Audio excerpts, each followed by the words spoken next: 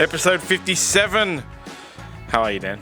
Morning, John. How are you, mate? I am fantastic. Very excited for the weekend ahead. Yep, first full round of footy this weekend. We've had that split round in round one with the 2 Vegas games and then the 6 remaining games, but this weekend's the first full 8-game round, so can't wait for that. Beautiful. There's a lot to talk about, of course. Spencer Leniu had his thingy on Monday after our last podcast.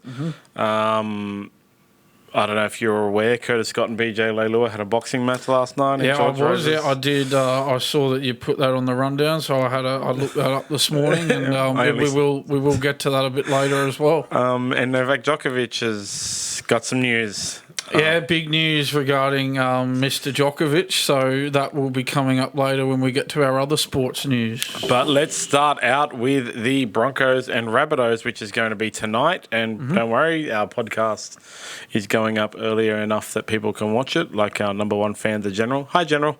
Hi, General. I think we've got the General's comment later too. Exactly. So Broncos, Rabbitohs tonight, both round one losers.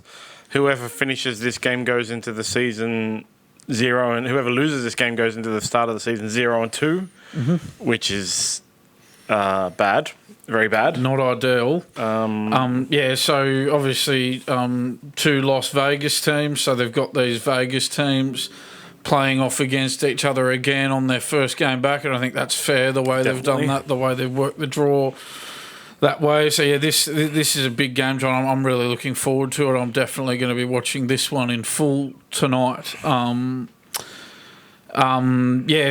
this one will take place at Suncorp Stadium.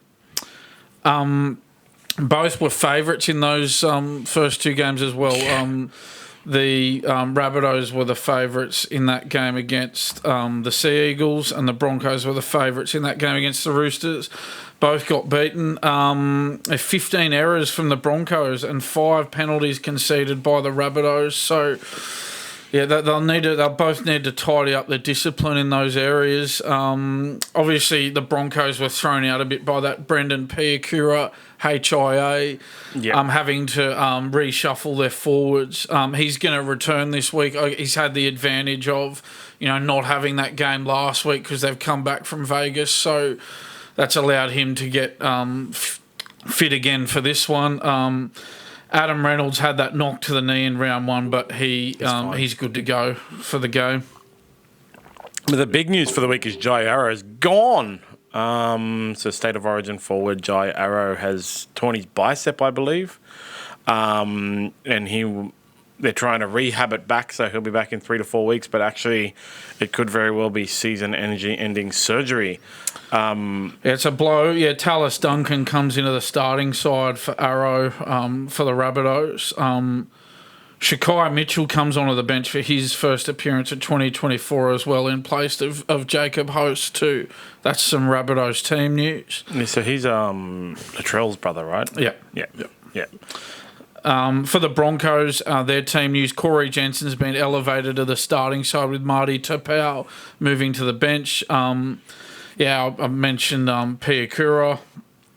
Adam Reynolds as well has been named after that knock to the knee, but he'll be all right to Perpetual go. 18th man Corey Oates has been dropped from his position of 18th man. Yeah, so it seems like that's sort of that's becoming more and more of an issue now. It seems like he's just not fitting into the Broncos' plans. It's almost as if that they don't feel as though Corey Oates is quick enough.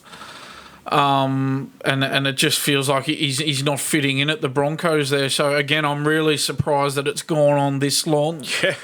Without, I would have thought by now Corey Oates would have been looking for a release. There's any number of clubs that he would walk into the starting side in. I don't know why he's persisted this long, being on the outer at the Broncos. I'm really surprised that he hasn't sat down with Kevin Walters and had the conversation about getting a release. I'm really surprised it hasn't come to that yet, and I'm expecting that it will come to that in the near future. Well, surely it will. Something's got to give here. This just can't continue.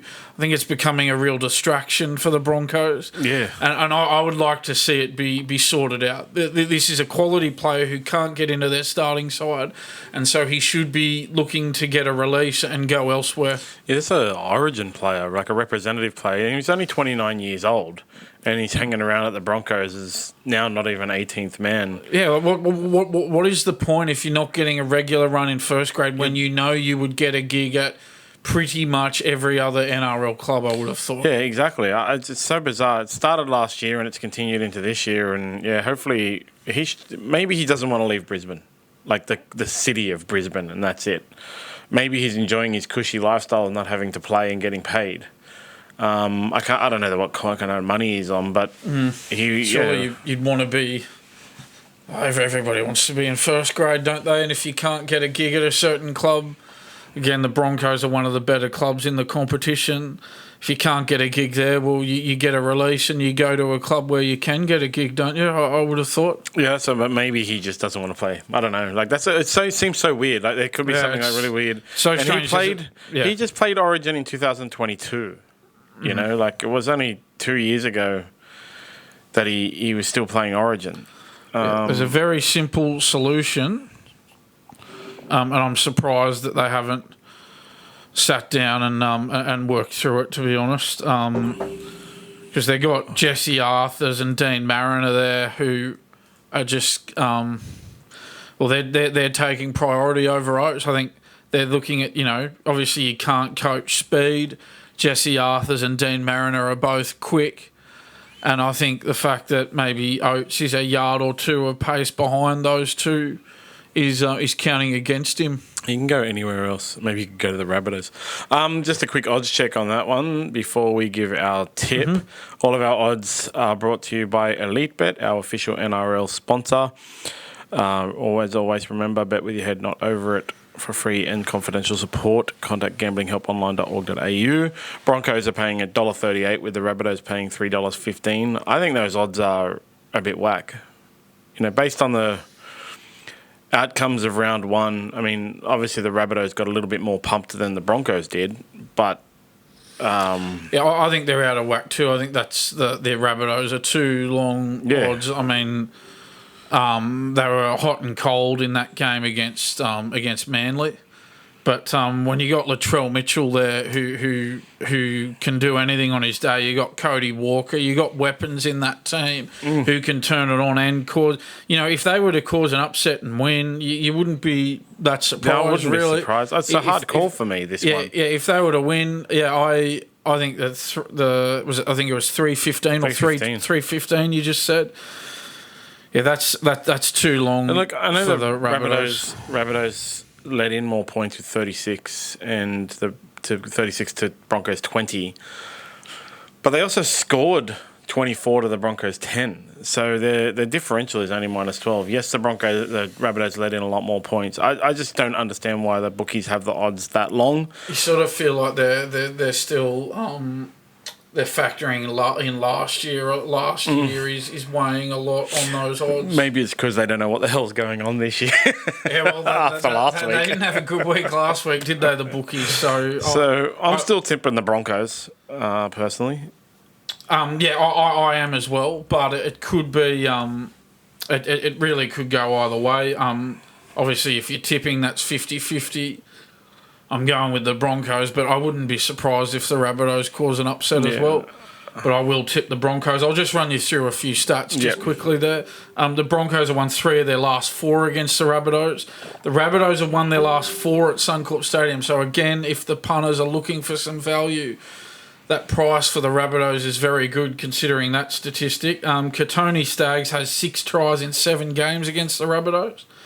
Latrell Mitchell needs just 1 try to reach 100 NRL tries, and Selwyn Cobbo has 20 tries in his last 18 games at Suncorp Stadium. He's definitely going to score. Anytime try scorer, Selwyn Cobbo.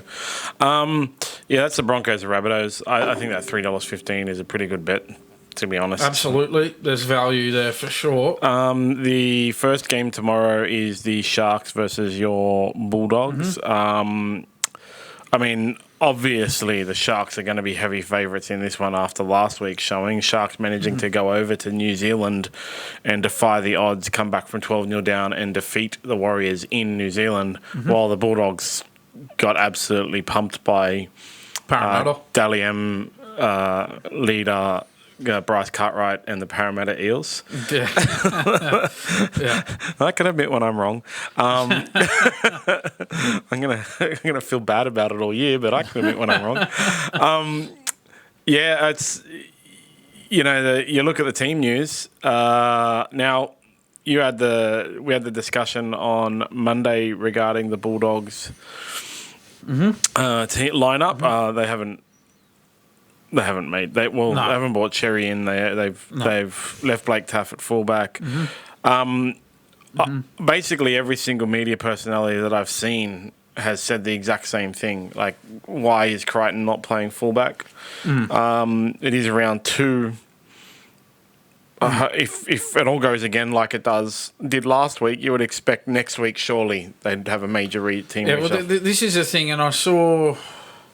I have been watching a fair bit of NRL 360, and I saw that Paul Kent was saying, that they just need to let the team gel, they just need to persist. But as I said, the issue is that if you leave it too long, and another season will just fall by the wayside. And as I said on Monday, they've not made the 7 seasons in a row. This, if they don't make the 8 again, this will be 8 years in a row.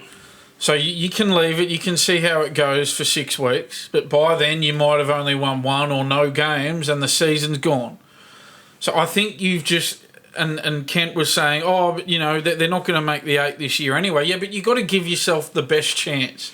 And I think by having Crichton at fullback, you would be giving yourself the best chance because he needs to be getting his hands on the ball a lot more. He only had 62 run metres. He only had 1 tackle break. Blake Taff had 120 metres at fullback. As I said, I think if Crichton was at fullback, I think he'd have maybe 200 running metres. Isn't Stephen Crichton also, he only had 4 runs for 62 metres and 1 tackle break? Something like that, yeah. I'd need to look that up, but I'd need to look up the number of runs, but he definitely only had 62 run metres.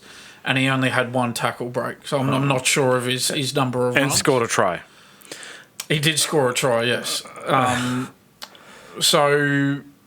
Tracy's come in. I know they had the injury to Josh Adokar, of course.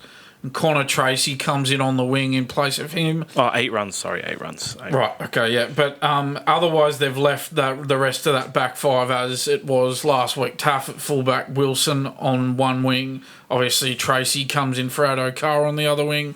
And you've got Kiraz and Crichton still in the centres there. So I also saw, I think it was on Willie Mason's podcast, a massive discussion about Matt Burton and...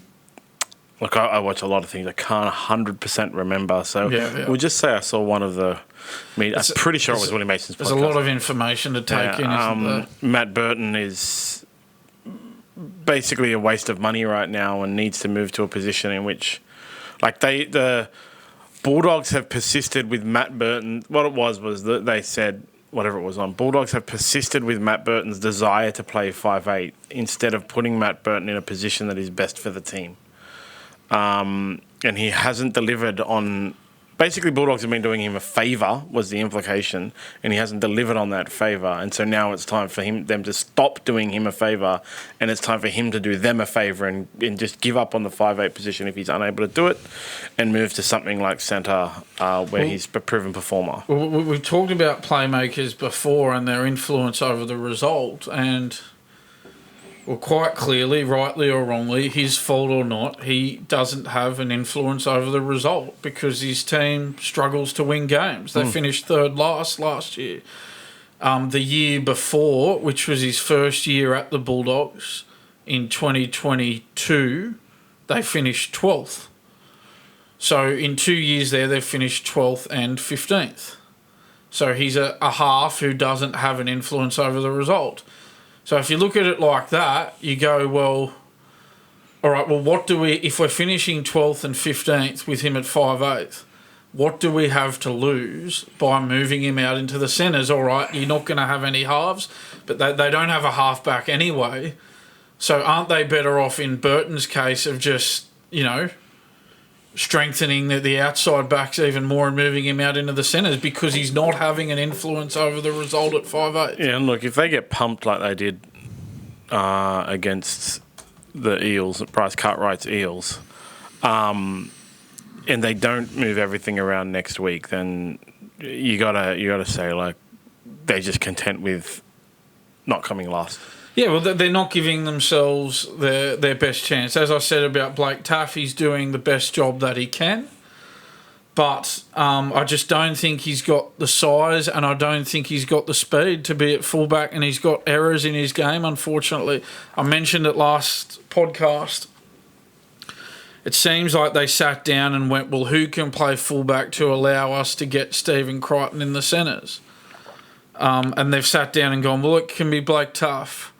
But I think you've got to, the way you've got to approach it is to pick your best 1, 6, 7 and 9 first and then pick the rest of your team. Yeah. And people might go, well, wouldn't Burton be, their best 5'8"? And then you go, but look at the results with Burton at 5'8". As I said, 12th in 2022, 15th in 2023. So he's not having an influence on the result. But what do they have to lose in putting Crichton at fullback? A team that's not made the 8 for 7 years in a row. Anyway, we'll see how they go this week. But all the indications are that Cronulla win this game, I would have thought. Yeah, so Elite Bet's got Cronulla at $1.29 to Canterbury Bulldogs $3.60. I'd say that's fair odds actually on that one. Mm-hmm. Can't go past the Sharks. You got some stats for us? Yeah, the Sharks have won 11 of their last 13 against the Bulldogs. I think we just spread dressed that last week, so does everyone else. Yeah, exactly. The Bulldogs haven't won at PointsBet Stadium, that's Shark Park for anyone not aware, since 2011. The Bulldogs have only won one of their last 8 away games. So the stats really point in the Sharks' favour. I've got a bit of team news for you as well. Obviously not too many changes for the Sharks after that great win over the Warriors in New Zealand. Toby Rudolph is named in the starting side with Royce Hunt moving to the bench. Braden Hamlin, Ueli with a knee, remains on the sidelines. As I ran through with the Bulldogs, Addo Carr's been ruled out for the next few weeks with that AC injury. And Connor Tracy comes in on the wing. So there you go. No other real movement there on the team front. Most importantly with the Sharks, Royce Hunt is a dangerous name for commentators. Yeah, I wouldn't want to be working my way through that one as a commentator, that's for sure. So next up, we have the Panthers versus Eels, which is the second Friday game. This is actually an intriguing matchup because the Panthers couldn't score last week against Melbourne. Now, I think it was last year they also lost 2 of their first 3, the Panthers, before only losing 4 games for the rest of the season and coming first. The Eels, Bryce Cartwright's Eels, obviously had that amazing run where Bryce Cartwright dominated the Bulldogs last week. As said before, as in the review said, Panthers didn't look bad. They looked like they were about to score 50 times, but the Storm just shut them down over and over and over again.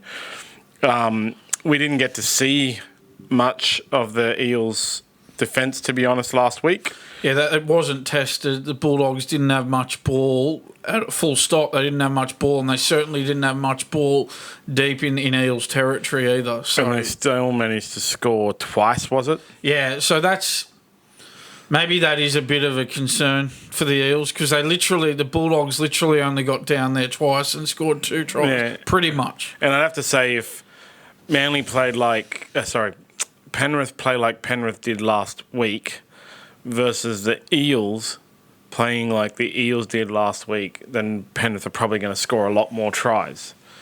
That doesn't necessarily mean from my end that the Eels will lose. It just means that they'll be letting in a lot more tries because, the Panthers attack. I couldn't fault the Panthers' attack. It's just that Melbourne's defence was ridiculous. It was like nothing I'd ever seen. Every single time, well, I've seen it from Melbourne so many times. Every single time Penrith came close to scoring, the scramble, the 20, it looked like there were two Melbourne teams on the field. So I think this is a real danger game for the Eels. It's early in the season, but taking out last year's premiers would be a big get for them. It'd also put the Panthers near the bottom of the ladder. Yeah, I just think back at home, I think Penrith will resume normal service back at home. A bit of team news for you: Scott Sorensen and Mitch Kenny make their return in the forwards for the Panthers. That means Luke Garner goes to the bench and Luke Summerton drops out. Matt Eisenhuth is among the reserves alongside former Bulldog Paul Alamotti and Brad Schneider. As for the Eels, as you'd expect, Brad Arthur's gone with the same 17. Why wouldn't he after that good win against the Bulldogs? Warimu Greg is listed among the reserves as he's looking to get back after a hamstring injury. So, yeah, Mitch Kenny's back from his chosen suspension. So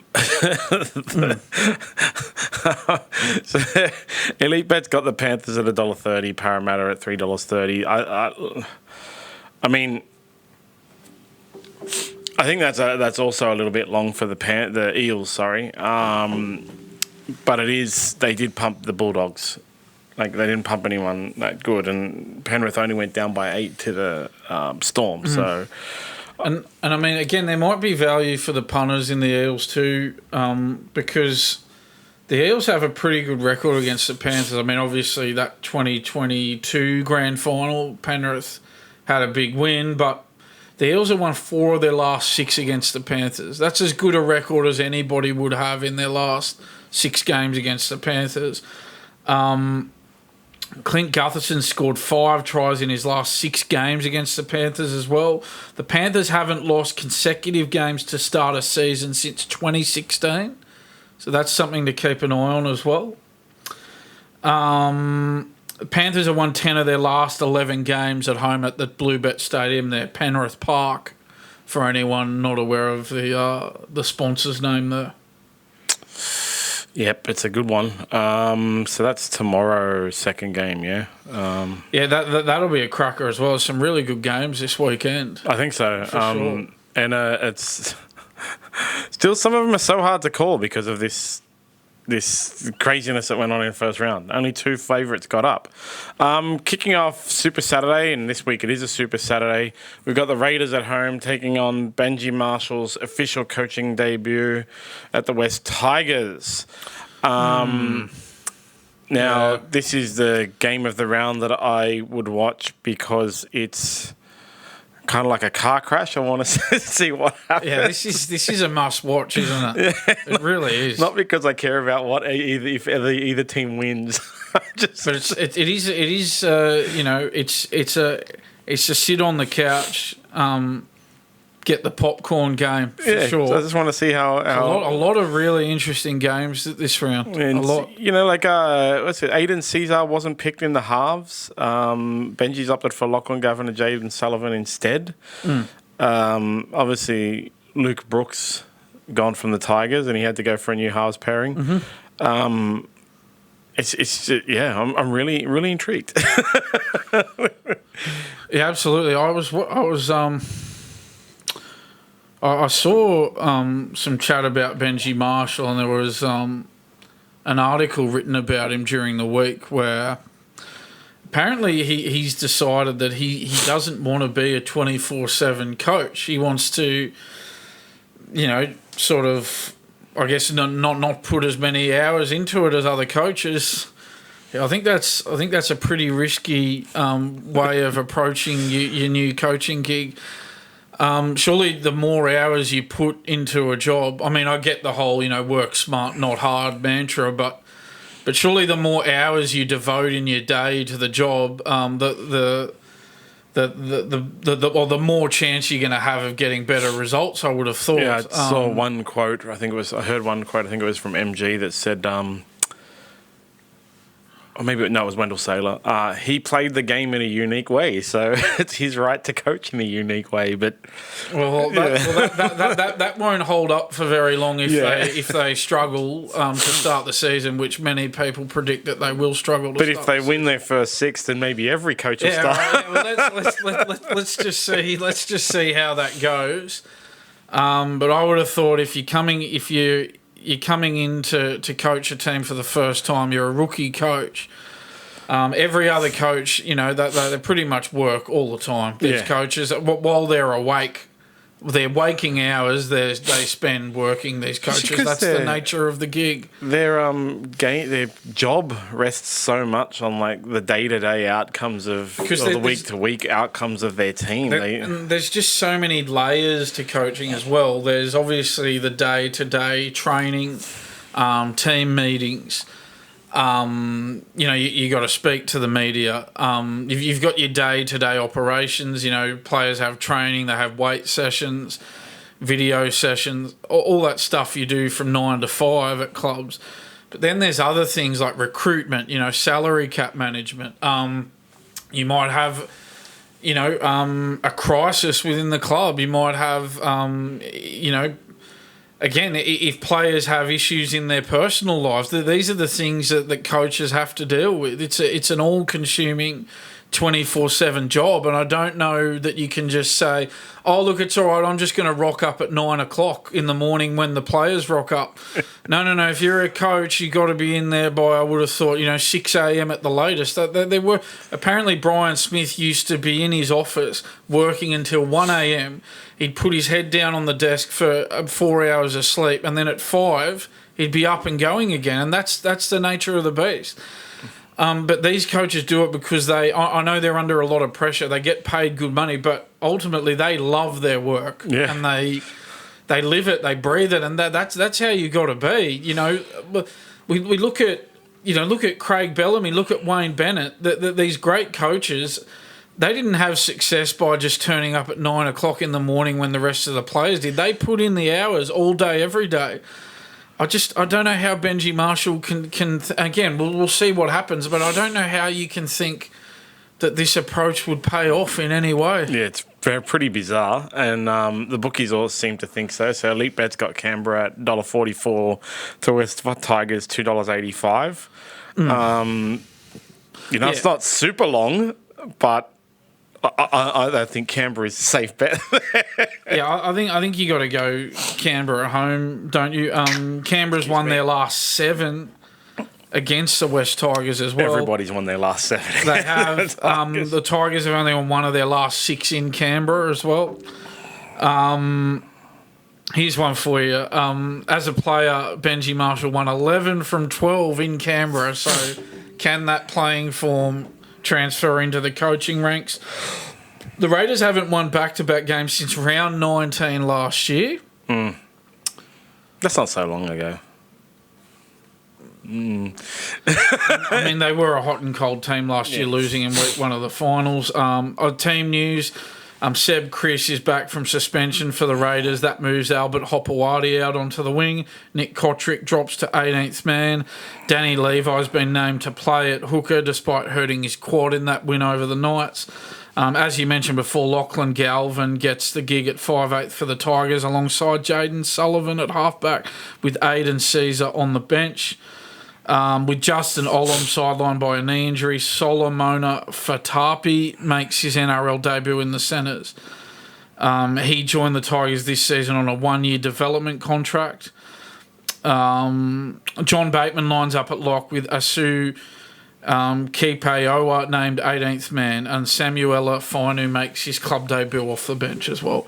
I did see one funny clip today. Yeah, it was actually this morning that if you've watched Ted Lasso hangs a sign in the dressing room of his team that says "Believe." Ricky Stewart's apparently hung a sign in the Raiders dressing room that says "Fuck 'em." The only thing I haven't seen Ted Lasso, but I like that line where apparently, does he say to one of his players, "Oh, have the memory of a goldfish, have a 10-second memory"? I think that's a good way to approach Definitely watch things. it. It's a great show. Yeah. Second Saturday game, North Queensland Cowboys. Oh, yeah, sorry. I was just going to say, I tipped the Raiders. Yeah. Oh, yeah. Sorry if I didn't mention that earlier. I actually forgot to mention it too. I got to write it down. Who are they playing? Just kidding. Yeah. Oh, yeah. You got it there. Then we have the Cowboys versus the Knights. Mm-hmm. This is in Cowboys territory. Yeah, in Townsville, yeah. Good. Bryce has sent me through his AFL tips right now. Nice. It's in Townsville. Look, it's another one with a heavy favourite. All of these matches are quite. There's quite a gap in the bookies' odds, except for the Dolphins Dragons that we'll get to. The Knights obviously lost their first game when they shouldn't have against the Raiders. North Queensland Cowboys smashed the Dolphins in their first round. Once again, it's only round one. I'm refusing to eat those words that Cowboys will miss the 8. But I am saying I told everybody that the Knights would miss the 8. Yeah, early days. Yeah. I guess the big concern going into this week for the Knights will be their defence. Andrew Johns was very critical of it last week, and the Cowboys put 43 on the Dolphins. So, so that will be. I think that's the main issue going into this game is obviously James Maloney seems to have sorted out the Cowboys' attack. Definitely. And scoring 43 points. And so you match that up with Andrew Johns' criticism of Newcastle's defence, and it doesn't really... Bless you. Thank you. It doesn't really bode well for Newcastle going into this one, I wouldn't have thought. Most definitely. I think the Knights just need more from Kalen Ponga. Yeah, and I mean, it's a real danger for them. Bless you again. It's a real danger for them. Their reliance on him. If they don't get it, well, that was it last year. He had his Dally M run, and they don't get that out of him every week to week. What else have they got? It seems like, and that's the coach's job to find something else. If they're not getting that Dally M style run out of Kalen Ponga every week, every year, then the quality of football needs to come from somewhere else. Now, they don't have to have a, Dally M level alternate player. The rest of the team has to pick up the slack. It seemed like last week Kalen Ponga wasn't able to get into the game, and the rest of the team didn't pick up the slack.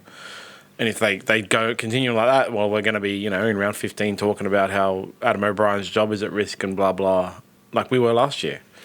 Yeah, well, I had them in the bottom 4, I think, on my ladder going into the season, and after last week, I certainly stand by that. Some team news, unchanged 17 for the Cowboys, of course. Why would you change anything after having such a good win first up? As for the Knights, quad injury for Anari Tuala. That brings former Panther Tom Jenkins in for his first game as a Knight. Englishman Kai Pearce-Paul's been promoted to the starting side after a strong showing off the bench in round 1, and Jed Cartwright, the former Rabbitoh, has forced his way into the 17 after being named 18th man last week. A few stats for you as well. Yep. The Cowboys haven't opened with consecutive wins since 2017. The Knights haven't won in Townsville since 2015. So the Knights have failed to score more than 20 points in their last 11 games in Townsville as well. Cowboys winger Kyle Felt needs only one try to equal Matt Bowen's club try-scoring record as well. Elite Bet has the Cowboys paying $1.43 and the Knights paying $2.90. I don't think that's a good bet to go with the Knights. I can't go past the Cowboys at all.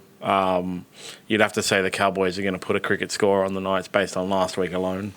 I'm overwhelmingly tipping the Cowboys here. You can lock me in for that one, absolutely. Yeah, I think everyone's tips are going to be the same this week except for the last game, to be honest. We're moving on to Storm versus the Warriors. Another great game. There's a lot of really good matchups this weekend. The Storm obviously beat premiership winners Penrith last week, and the Warriors went down to the Sharks. After leading 12-0 in 13 minutes. Yeah, it was disappointing from the Warriors to let that lead slip away. Yeah, and the record for the Storm is just phenomenal against the Warriors. They've won their last 14 against them. That's some worrying reading for the Warriors. The Warriors also haven't won at Amy Park since 2014. That's 10 years ago. That's a long time ago. The Warriors had a 50% winning record in Australia last year, so that's pretty decent. It's no wonder they were a top 4 team. Storm winger Xavier Coates has scored 8 tries in his last 4 games against the Warriors as well there.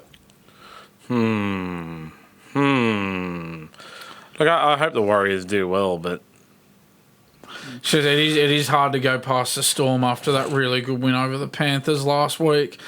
Bit of team news for you. Cameron Munster, the star Melbourne 5'8", hasn't even been included in the 22-man squad this week. That suggests his groin injury is maybe a bit worse than first thought. Yeah, groins are pretty bad, because you have to walk.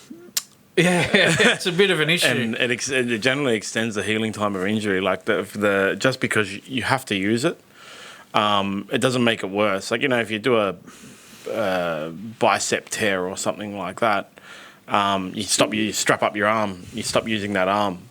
If you do a groin tear, exactly the same level as your bicep tear, you got to walk. So you're not aggravating it, but you're continuing to use it, which takes longer to heal. I've had groin tears that lasted like 9 months. So yeah, I don't know when he'll be back. They're being a bit cagey about his injury as well, and even like how it happened, like he slipped in the shower or something like that. It sounds a bit weird. Yeah, well, that means Jonah Pezzett will run again in the halves with Jerome Hughes as a result of that.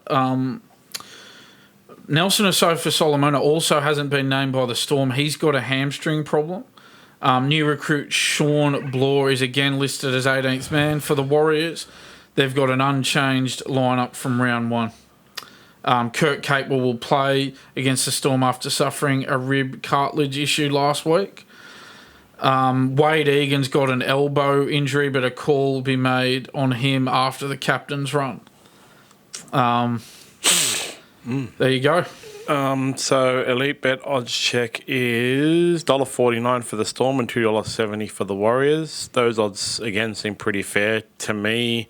I'm going Storm just because I think you have to, based on their stats. I haven't beaten them in forever. I think that Storm have won their last 14 against the Warriors. That win that the Warriors did to the Storm, where they 8th beat first, it really made the Storm like ingrained in the club culture. We can never let the Warriors beat us again.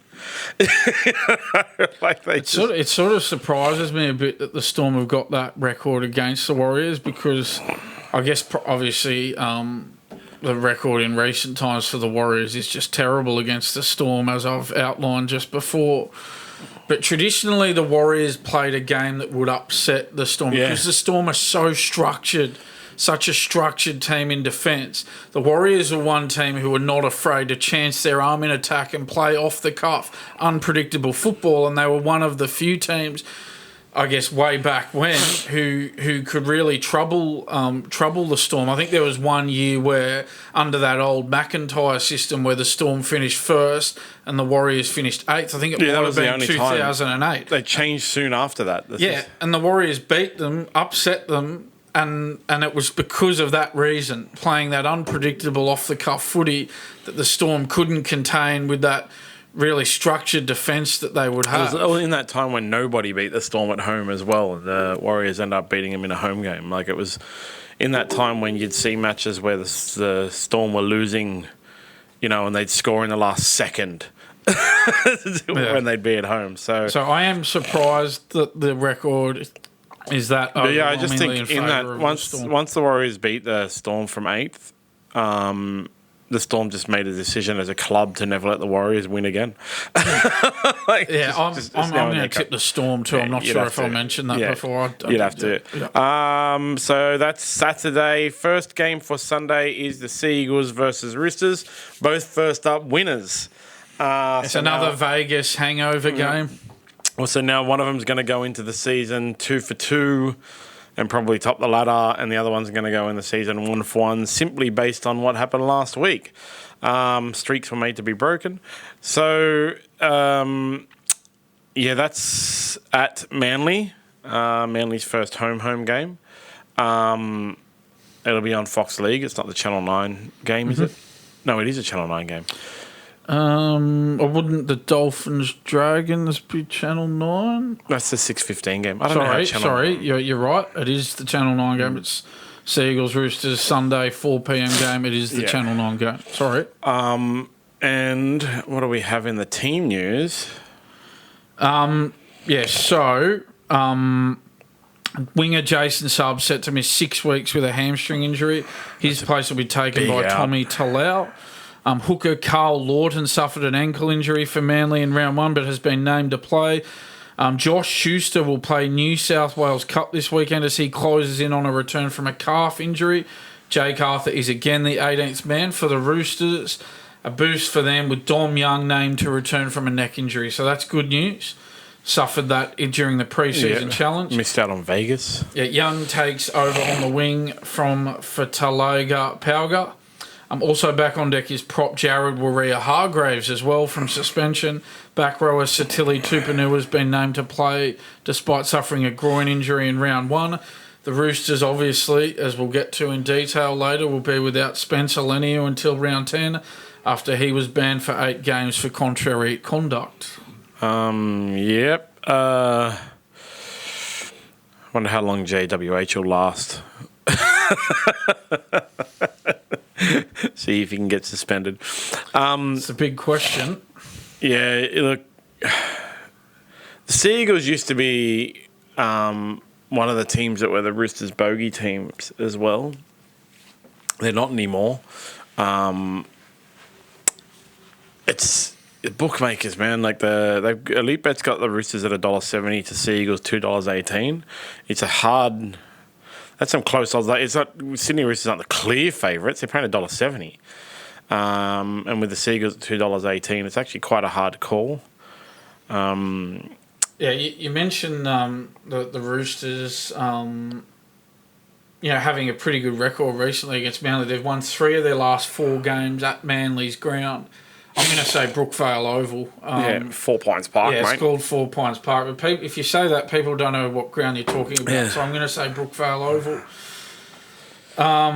Daniel Tupou's got a really good record against Manly too. 12 tries in his last 13 games against them.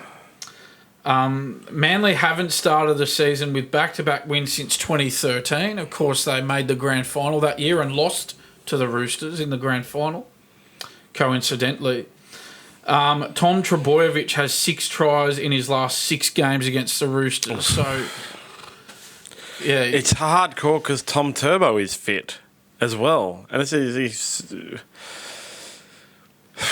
look, I'm going to go for the Roosters here. I'm tipping them. Yeah, me too. Like, it's a really line ball for me because, like you said, Tom Turbo... it's obviously that when Tom Trbojevic is in the Manly win and he scores against the Roosters, but Manly still lose. So even with Tom Trbojevic scoring points against the Roosters, they do tend to lose against the Roosters. So I'm going Roosters on the back of that conundrum. Tommy Turbo is definitely going to score, but Manly will probably lose. That might be a multi I put on. I'm just going to go for the Roosters just because I think overall... that they're going to have a better season than Manly this year. So, given that they were both first-up winners, I'm going to go with them purely based on that. Yeah. And the last game of the round is the Dolphins versus the St. George Illawarra Dragons in Dolphinland. Now, here's one for you. The Dolphins are actually favourites at $1.89 to the Dragons $1.94. So, it's pretty close odds, but the Dolphins are technically favourites. Oh, really? Yeah, when I looked it up, the Dragons were favourites, so maybe that's money's flipped. Coming, that's flipped, okay. Wayne Bennett's Dolphins obviously lost last round, got smashed. They're currently sitting on the bottom of the ladder, right? Yeah, currently on the bottom of the ladder. Dragons are second on the ladder after dominating the Titans. Yeah, I'm going to go with your Dragons in this one. I know that the Titans are not expected to do too well, but you can only beat who's put in front of you. I thought the Dragons were really impressive. I think they look like a really happy team. Kyle Flanagan and Ben Hunt look really good together in the halves. And I was really impressed with Raymond Faitala-Mariner as well. And Terrell Sloan had that great game scoring that hat-trick. So, you got to realise the Dragons also didn't have their best team on the park because they obviously had Luciano Leilua, new acquisition that was suspended. Blake Laurie as well is one of their best forwards. He's come back this round. So if anything, you would expect them to do better than last week because they've gained a lot in the forwards, which sets up those halves that are meshing so well together to allow Zach Lomax, who had a dominant run on the wing. I've seen, of course, it's only round one and we can't help it, but I've seen to talk about Zach Lomax being thrown up for Origin wing. Because he's being so dominant on the wing. I just think that the Dolphins conceding 43 points to the Cowboys. The Cowboys, a team who struggled last season, put 43 on the Dolphins. You put that together with how well the Dragons played last week, and I'm very surprised that the Dolphins are favourites. I'm tipping the Dragons for sure. I can run you through some of the team news as well. For the Dolphins, Isaiah Katoa has been named at number 7, a big change for them in the halves. He's a young gun. Sean O'Sullivan is among the reserves for this game. Some good news, and I don't know why it didn't happen sooner. Jake Averillo is going to make his Dolphins debut in this game. Been named alongside fellow recruit Herbie Farnworth in the centres. Tessie Niu goes back to the reserves. I can only think that maybe Averillo didn't have a great pre-season, but given how poor the Dolphins were last week, I'm guessing Wayne Bennett's gone, well, I've got no choice but to put to give Averillo a run this week. Back rower Connolly Lemu Elu with a knee and Locke Raystone with concussion are both out of this game. Ewan Aiken comes in at second row while Max Plath has been promoted from the bench to lock. Jared Wallace joins the bench after being named 18th man last week. For the Dragons, as you said, Luciano Leilua named on the bench after missing round 1 due to suspension. Yep, you talked about Blake Laurie as well, good to go after missing last week with a rib cartilage injury. Raymond Faitala-Mariner's gone back to the bench after moving into the starting side last week. That's certainly not because of form. I think that'd just be to do with maybe wanting some impact from him. Yep. Played really well last week. Fellow recruit Harmy Sele remains sidelined with a hamstring injury. Last week's debutant Viliami Fafita is 18th man. Yeah, I'm going Dragons as well, which is, I think, the first time I've tipped the Dragons in 3 years. I can't go past them. Dolphins won 2 from 3 at KO Stadium in 2023. Your Dragons haven't opened with consecutive wins since 2018. That's a while ago. Dolphins fullback Hamiso Tabuai Fado scored 3 tries from 2 games at KO Stadium in 2023. Yep, I'll just check something on my notes there. Sorry. Dragons fullback Terrell Stone scored 7 tries in his last 8 NRL games. Dolphins winger Jack Bostock has scored 3 tries in his last 4 NRL games. I'm just going to check something on the team lists there. Sorry. Yeah, right. Yeah, sorry. Okay. Continue. That's all good. So both tipping the Dragons. Our tips this week are all the same. Watch out for around 12 o'clock. All of the expert tips will be up on the SmartB website each week. So that's PC, Snooky and Gowie. as well as mine and Dan's tips. Next week we'll have an update on who's actually winning our little internal comp. I think it's Julie Snook, though. Yes, certainly not me. That's for sure. That's the previews for the week. We can move on to the news, and obviously we kick off with the main news. Spencer Leniu had his judiciary appearance on Monday night after our podcast and received 8 weeks suspension. Mm-hmm. Obviously, now everyone has jumped, had their say by then, so we got a lot of comments. Mm-hmm. Straight after it, Yes. Jonathan Thurston was interviewed. Mm-hmm. He said it should have been 12. Anthony Mundine doesn't agree. Maybe Anthony Mundine can get into it with Thurston now. I don't know. Like I thought 8 was fair. Eight's a lot of games. You know, It's a third of the regular season. They played 24 games in the regular season. He's been suspended for a third of the regular season. And I think and obviously I fully reckon the 8 rounds. Part of the fact that he'll come back 1 week after the Broncos game had something to do with it. And it shouldn't have had. It should be irrelevant. The penalty is the penalty for the offence. Who he's coming back and playing against that week should be a completely irrelevant factor, and you can't help but think that it was, of course it had something to do with it. Yep. The last game of his 8-game suspension is against the Broncos, so of course it had something to do with it. Anyone who tries to suggest that it didn't is just kidding themselves. So Jonathan Thurston says it should be 12. Bless you. Mate, thank you. He says it should be 12 weeks. It's gonna rain. All right. Okay. That's what happens with my nose. Yeah. So. Keep going. Yeah. Sure. Yes. Bless you. I just don't know why. I don't know how you quantify that it should be 12 weeks instead of 8. I don't know what part of what happened makes him go, 8 is not enough, 12 should be enough. If it had have been 12 weeks, would he have said, that's a fair punishment? Or if it had been 12, would he have said, no, it should have been 16? Well, that's what I would say in response to that. My understanding is 12 is actually the maximum length of suspension that can be handed out. I don't know if Jonathan Thurston knew that when he said it, but I think Hopewadi got 12 weeks. Like 12 weeks suspension has been handed out. Like, because this is what I read after his comments. 12 weeks suspension has been handed out like 4 or 5 times since the NRL or whatever. That's the maximum suspension. I think Hopewadi got one, and they had a few other ones. So if that was the reasoning from Jonathan Thurston, like it should be 12 because that's the maximum sentence you can get, then I can kind of see where he's coming from. Obviously, you have the alternate opinion, the Anthony Mundine opinion versus the Jonathan Thurston, Latrell Mitchell opinion. Like 8 weeks, pretty big. It's a massive out for the Roosters and for Spencer Leniu.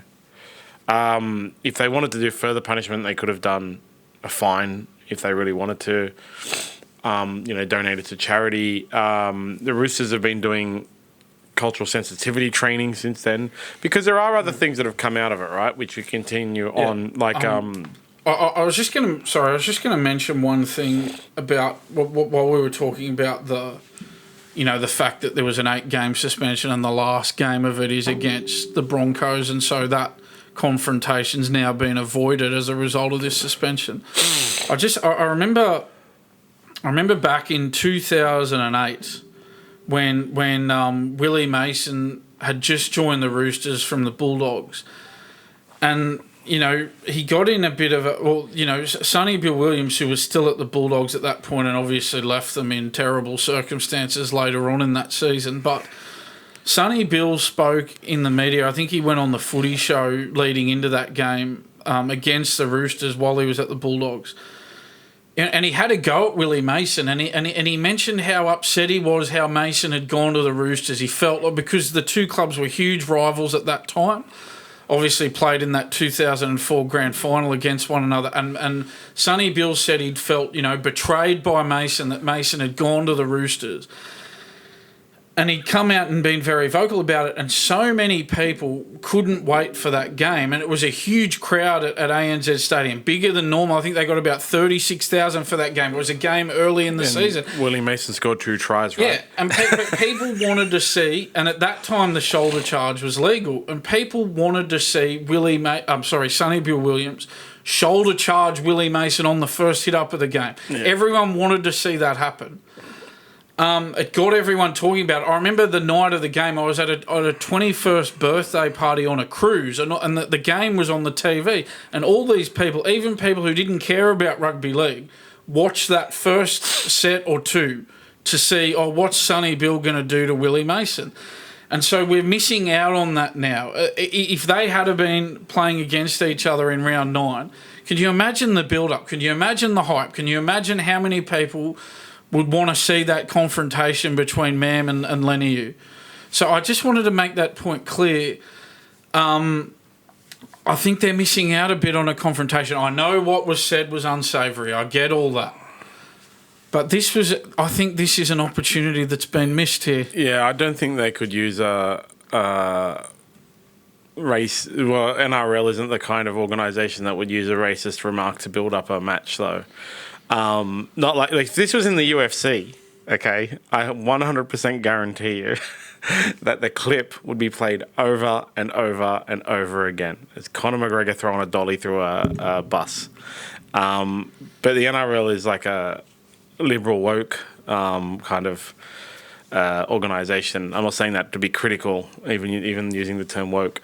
But, I just can't see them at all. Of course, everyone would be watching, but the NRL wouldn't be able to use it to build the game up, I guess.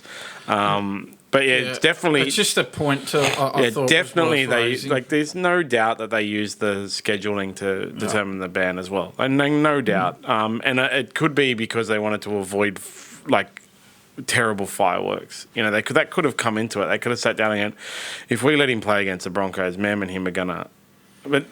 The thing is, they're going to play against each other at some stage again. Yeah, but could be not until next year. Could be, yeah. But there'll still be some sort of build up to that, though. You go through. We got a lot of points to cover here, right? Because you go through it all, and from Spencer Leniu's position, he now understands what he said was wrong, but prior to that, he didn't understand. And people are saying bullcrap and he's lying and stuff, but I kind of tend to believe him based on the behaviour afterwards. I think we talked about it over the last 2 weeks.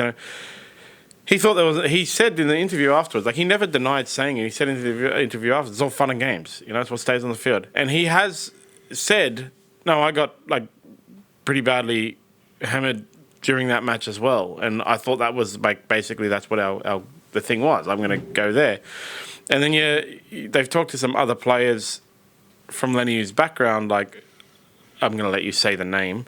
Haumole Olakau'atu for Manly, yep. Who says he's been called a coconut numerous times on the field in the NRL. So for those who don't know, there's my understanding based on the internet chatter is, or stuff I've read on the internet is, a lot of people will call islanders coconuts.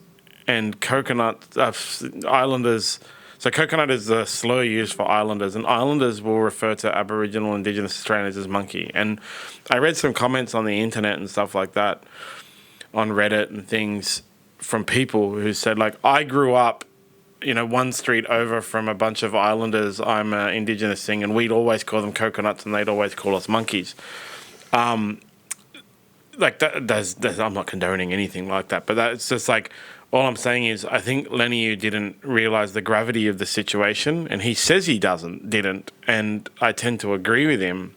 I'll believe him because of what I've read on the internet and stuff. And then during the judiciary hearing and since, Olakau'atu and Leniu have both said I don't know why Adam Goods' name has been brought into it, and they both said they've never heard of Adam Goods, and people are like, bullcrap. Right? Nobody believes them. But you got to understand, both of those guys grew up in New Zealand. AFL is only in Australia. There's no chance in hell they ever watched AFL. And it was a long time ago. Too. Yeah. This Adam Goods issue played out, nearly a decade ago now. It's a long time ago. There's no AFL in New Zealand, like zero. And if I went to you, okay, and I said to you something like Ian Machado Gary said a racist slur to Bobby Green. You have no idea who either of those two guys are, okay? They're super famous UFC fighters, but you don't watch the UFC, so you just don't know. Yeah. So if you go to somebody, if I went to, I don't know, like rando down the street, and asked everybody, do you know who Adam Goods is? A lot of people from Australia would say yes, but a lot of people wouldn't because they don't watch AFL. And there's no chance in hell that Spencer Leniu or Haumole Olakau'atu watched AFL. And again, they grew up in New Zealand. They may have moved here when they were young, but you don't pay attention to sporting news. Now, like I said, you don't know. It wasn't even Bobby Green. There was a whole thing between Neil Magny and Ian Machado Gary, right? There's a whole thing across all news. Okay, it was in like Daily Telegraph. Okay, it was in all of the MMA news things. And I think it might have been in the Sydney Morning Herald. Now, you read sports news, but you don't read UFC news, so you don't know who those guys are. I mean, you just don't. So, yeah, I fully believe they don't know who he is. I know who Adam Goods is. I love the documentary about him. I've fully supported Adam Goods during the time. I get Facebook memories and stuff about my ranty Instagram post and so on, 10 years ago. But I can totally understand that they don't know who he is. And, again, I don't know why he was even brought up. Yeah, I mean, whether they knew him or didn't know him or know of his situation, it's not relevant. It's not, and it became big news. It's just, I'm with you on that. I don't understand why Adam Goods was brought into it. Again, it's not like it happened, a month or two ago. This is a nearly decade ago event. It happened in another sport, and as you said, they didn't grow up in Australia. So the AFL is an Australia-only sport as well. In New Zealand, they couldn't care less about the AFL, and you can't blame them for that. And I got another one. Conor McGregor was racist to call Ali Abdullaziz towards Ali Abdullaziz. Do you know who Ali Abdullaziz is? No, I know who Conor McGregor is, but I was not aware of that. Ali Abdullaziz is a fighter manager, who everybody who follows MMA and boxing knows who he is. But you don't, so you don't know, I fully can't understand why they brought that up. But as I said, Roosters are going through cultural training. Trent Robinson's been mentioned the fact that, it's been really good to understand things like that. Spencer Leniu is obviously an avid attendee of it. So Leniu was born in Auckland. He's only 23. So if we're talking about something that's happened pretty much a decade ago, he was 13. A lot of people, their memory of what happened when they were 13 is not great. Olakau'atu's 25, of Tongan descent, born in Guildford, New South Wales. Legend. But again, 25. This is something that happened a decade ago. 15. A Kiwi. When you're 15, you're not really. A lot of 15-year-olds are not really thinking about I guess national. A Kiwi. National talking points, national discussion points. He's a schoolboy. A 15-year-old Kiwi who plays rugby league probably doesn't know who Adam Goods is. I'm telling you right now. If you went and asked a 15-year-old New Zealander who plays rugby league, do you know who Buddy Franklin is? They probably don't know. Okay? They probably don't know. Of course, finally, after all is said and done, Peter V'landys has now made a public statement saying that the players aren't allowed to make public comments. He actually read out the rule as well, but it's a bit late, To me, it's weak. It's weak leadership on his part. He could have said this while the the outcome or the sentencing was pending. Obviously, he pleaded guilty. We had his sentencing, which was handed down on Monday night of 8 games. V'landys could have said this in that time between him pleading guilty or even before he pleaded guilty, but certainly between him pleading guilty and the sentence being handed down. V'landys could have come out and said this at that stage. He didn't. He's only said this after. I bet he said it after because he's felt, well, we've copped a lot of heat on this. I better say something to make it look like I'm doing something about it. But he didn't say it when it actually mattered. So I don't read anything into this that he's come out and said it after the fact. I think it's weak leadership. I think I think they have not come down hard enough on this at the time they should, because they're worried about the sensitivity around the issue. And I think that given all that, I think it's very weak leadership on his part. I totally agree. He should have said it the day that Latrell Mitchell made a post. And I want to know if he's going to be going to Latrell Mitchell and at least giving warnings. Like, it's so rare for it to happen, really rare for anything like this to happen, because we are a society. We live in a society, people. Yeah. But it's, I think last year or the year before, there was a suspension of someone for doing a slur, a homosexual-related slur in the game. And they got 4 or 6 weeks or something like that. No one commented, and so there was no thing. But so those bigoted kind of slurs do happen in games, and if people get caught and things like that because of the amount of microphones and cameras, Peter V'landys needs to make sure that no one is making any comment. Yeah. So he's given them a warning after the fact. What does that mean? Yeah. What's that? Why hasn't he sanctioned them further than that? Just giving a warning after the fact?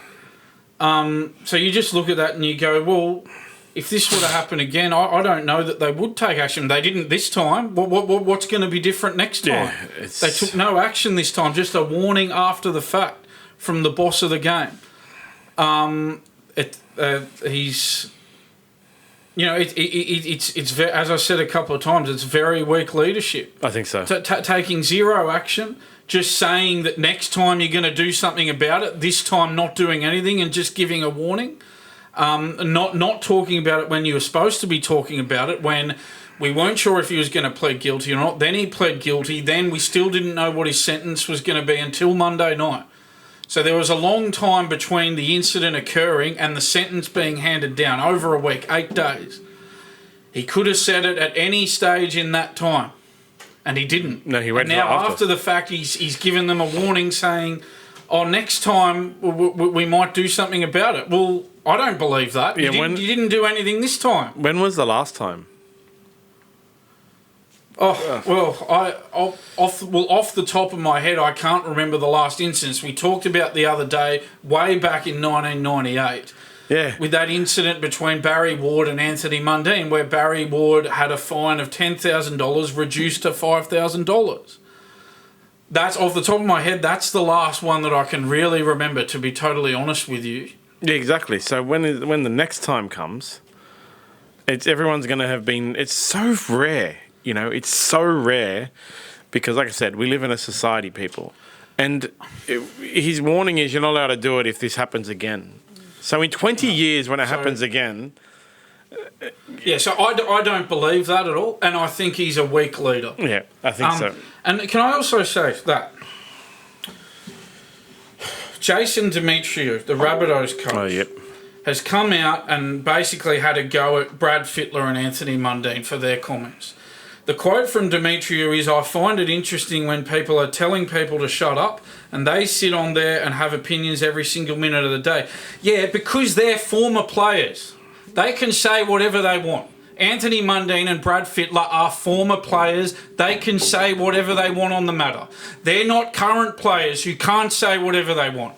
Current players have to stand back and let the judiciary go through the process of handing down their sentence without being influenced by players making comment on it. Latrell Mitchell, etc. Who were the other players? Nico Hines, Cody Walker, I think. Yeah, They're current players. They have to follow a process, Jason. Brad Fittler and Anthony Mundine are not current players. They can say whatever they want. I'm sorry, but there's a clear retort to what you've said, Jason. Clear retort. Isn't he also not allowed to say anything? Actually, seriously, I think it's pretty basic. It's pretty common sense stuff. Former players can say whatever they want. They're former players. Current players have to follow a process. Seriously. Wake up, Jason Demetriou. I'm pretty sure it's not rocket science. I'm pretty sure he's also not allowed to say anything, to be honest. It's covered by coaches as well. Honestly, it's just common sense, isn't it? I would have thought. You wait for the process to play out. You wait for the sentence to be handed down. You don't influence the process by making public comments earlier.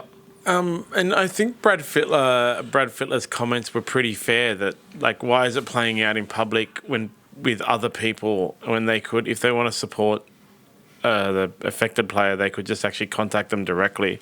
You don't have to play it out in public. But even then, technically, Brad Fittler was also saying you're not even allowed to play it out in public, actually. And Anthony Mundine's comments came in a response to Latrell Mitchell. Okay, so Jason Demetriou can say all he wants, like Brad Fittler and Anthony Mundine shouldn't be talking. It's not their place to say anything. But actually, Anthony Mundine and Brad Fittler's conversation pieces, their statements, were based on Latrell Mitchell breaking, and Cody Walker and Nico Hines breaking the rules. So Jason Demetriou is, as you said, is completely wrong. He's just wrong. They're allowed to say what they want. They don't have. Brad Fittler he's now no longer the. He's not even in the game at all. No, so he works for Channel 9 as a pundit. That's his only involved. So he doesn't have an official role with the game. He works for Channel 9. So he can say whatever he wants. Anthony Mundine has no official role within the game. He's a former player who can say whatever he wants. So that's just ridiculous for him to have a go at them for having an opinion. And in defence of the players who are not allowed to do that. Yeah, now they've been warned. It's the most absurd. I read that and I was just furious, John. Yeah. Don't worry, they've been warned now. They've been warned. Yeah, next time they'll do something about it. In 20 years, if it ever happens again, they've been warned. Sorry, could I also just say, I just wanted to go, I think we might have skipped over an item there with that Roosters announcing the entire club will go through cultural training after the incident.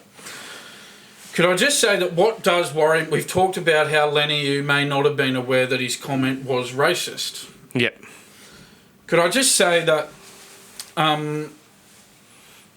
What worries me about Leniu is that, well, if he doesn't know that the word monkey is racist, well, then he may not be aware of a lot of other terms that are racist as well. And so I think that...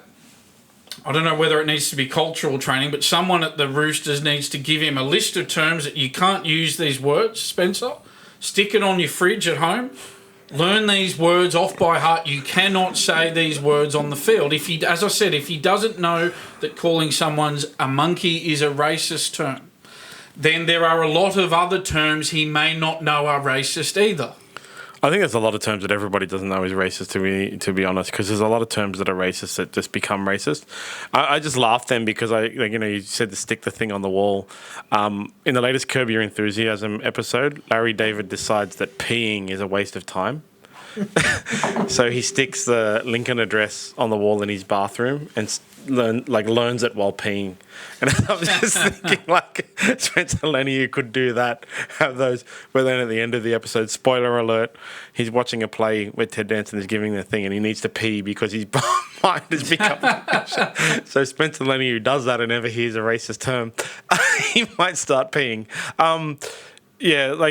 The cultural sensitivity training is a bit weird, actually. I went through it at a place that I worked, actually, 20 years ago. And they do go through a lot of, terms and stuff that are considered. And it's one of those things where they ask, does anyone think this is racist or this is sexist or whatever? Point at a board, and you have to, I do and I don't. And... the thing was, actually, I learned at that time, it was best to err on the side of caution and everyone just put their hand up at every word. Or every sentence, So, whether it needs to be training, I don't know about that, but certainly give them a list of words, all the words you can think of that are deemed as racist. I mean, imagine that list. Imagine that list got out. It's just a printout of all these racist terms. Well, I mean, okay, but as I said, what worries me is if he doesn't know that that's racist, well, there's probably going to be some other racist terms that he's not going to know are racist either. And it's not just him, because if you think about it, if he doesn't know that monkey is racist towards Indigenous Australians, what other terms that are racist towards other cultures that other players don't know as well, you know? But like he said, and like Olakau'atu has said, basically, that stuff gets thrown around all the time on the field. And they're expected. I think it's less about knowing the terms and more about like educating them that you actually shouldn't throw anything around on the field. Actually, like sledging is different. You know, when I remember because Kieran Foran and Mitchell Pearce are really good friends, right? And there was a game, Manly versus Pearcey, not Pearcey, the Roosters, where Pearcey dropped the ball in goal or something, and Kieran Foran ran up and gave him like a head bump, and yeah, good on you, mate. Like that sledging is okay. Actual personal attacks is not. And all of them, I think the cultural sensitivity training should be more around that.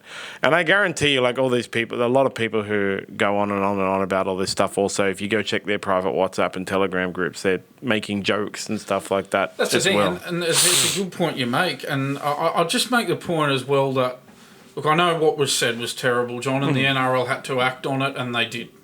And look, fair enough. But I'll just make the point that if this had have been a comment, say, about this player's mother or sister or wife or girlfriend or some other insult separate from racism, it's sort of like, well, is that okay? Yeah, that's what I mean. Yeah, is that allowed? That's that. Also, that you could make terrible comments to this person about their mother, sister, or wife or girlfriend, and that just goes unpunished at all. But at the moment you make a racist comment, 8 weeks gone. Yeah, that's what I mean. I get that. But there are other offensive comments that can be made in other areas too. I think that can be just as hurtful as well. Yeah, I think rather than cultural training, they all need to go through just like, don't say personal crap to each other. This isn't MMA. This isn't boxing. Yeah, you know, there's like a famous thing where Conor McGregor called Floyd Mayweather boy, referred to him as boy, which in America, when a white person calls an African-American boy, it's actually considered very offensive and racist. But in Ireland, it's not. And, like, even though Conor McGregor, everybody knows that guy will cross lines, okay, 100%. Okay, guys, he can be them. Like I just said, he was so racist to Ali Abdulaziz, Khabib Nurmagomedov. Like, he did a post once after Khabib got married because Khabib is a devout Muslim, posted a photo of his wife, and Conor McGregor said, like, your wife is a towel because she's wearing a burqa. You know, like, he's a terrible human being, Conor McGregor. But that was one instance where it's Ireland to America, like a completely different country that he did. And people say, like, oh, bullcrap, Conor McGregor definitely knew. Man, one thing about Conor McGregor is he will say the most racist stuff and say, yeah, I said, like, my intention was to be racist. And the whole thing about calling Floyd Mayweather boy, he actually said, like, no, I didn't mean to be racist at the time. So you kind of have to give it to him that he was just, like, ignorant of what is racist. So going through cultural sensitivity training is even... You're going to have things like, especially if they're targeting things like America, you know, like getting players in from America, you're going to have things that are cross lines across different countries. Then, you know, if you remember on Hey Hey It's Saturday, we had the I Am the Music Man thing and the guys wore blackface or whatever. And then in Hey Hey Saturday Revival, Harry Connick Jr. got really offended by it. And then the guys who did the Music Man were like, dude, we did this like 20 years ago. Also, I'm Indian.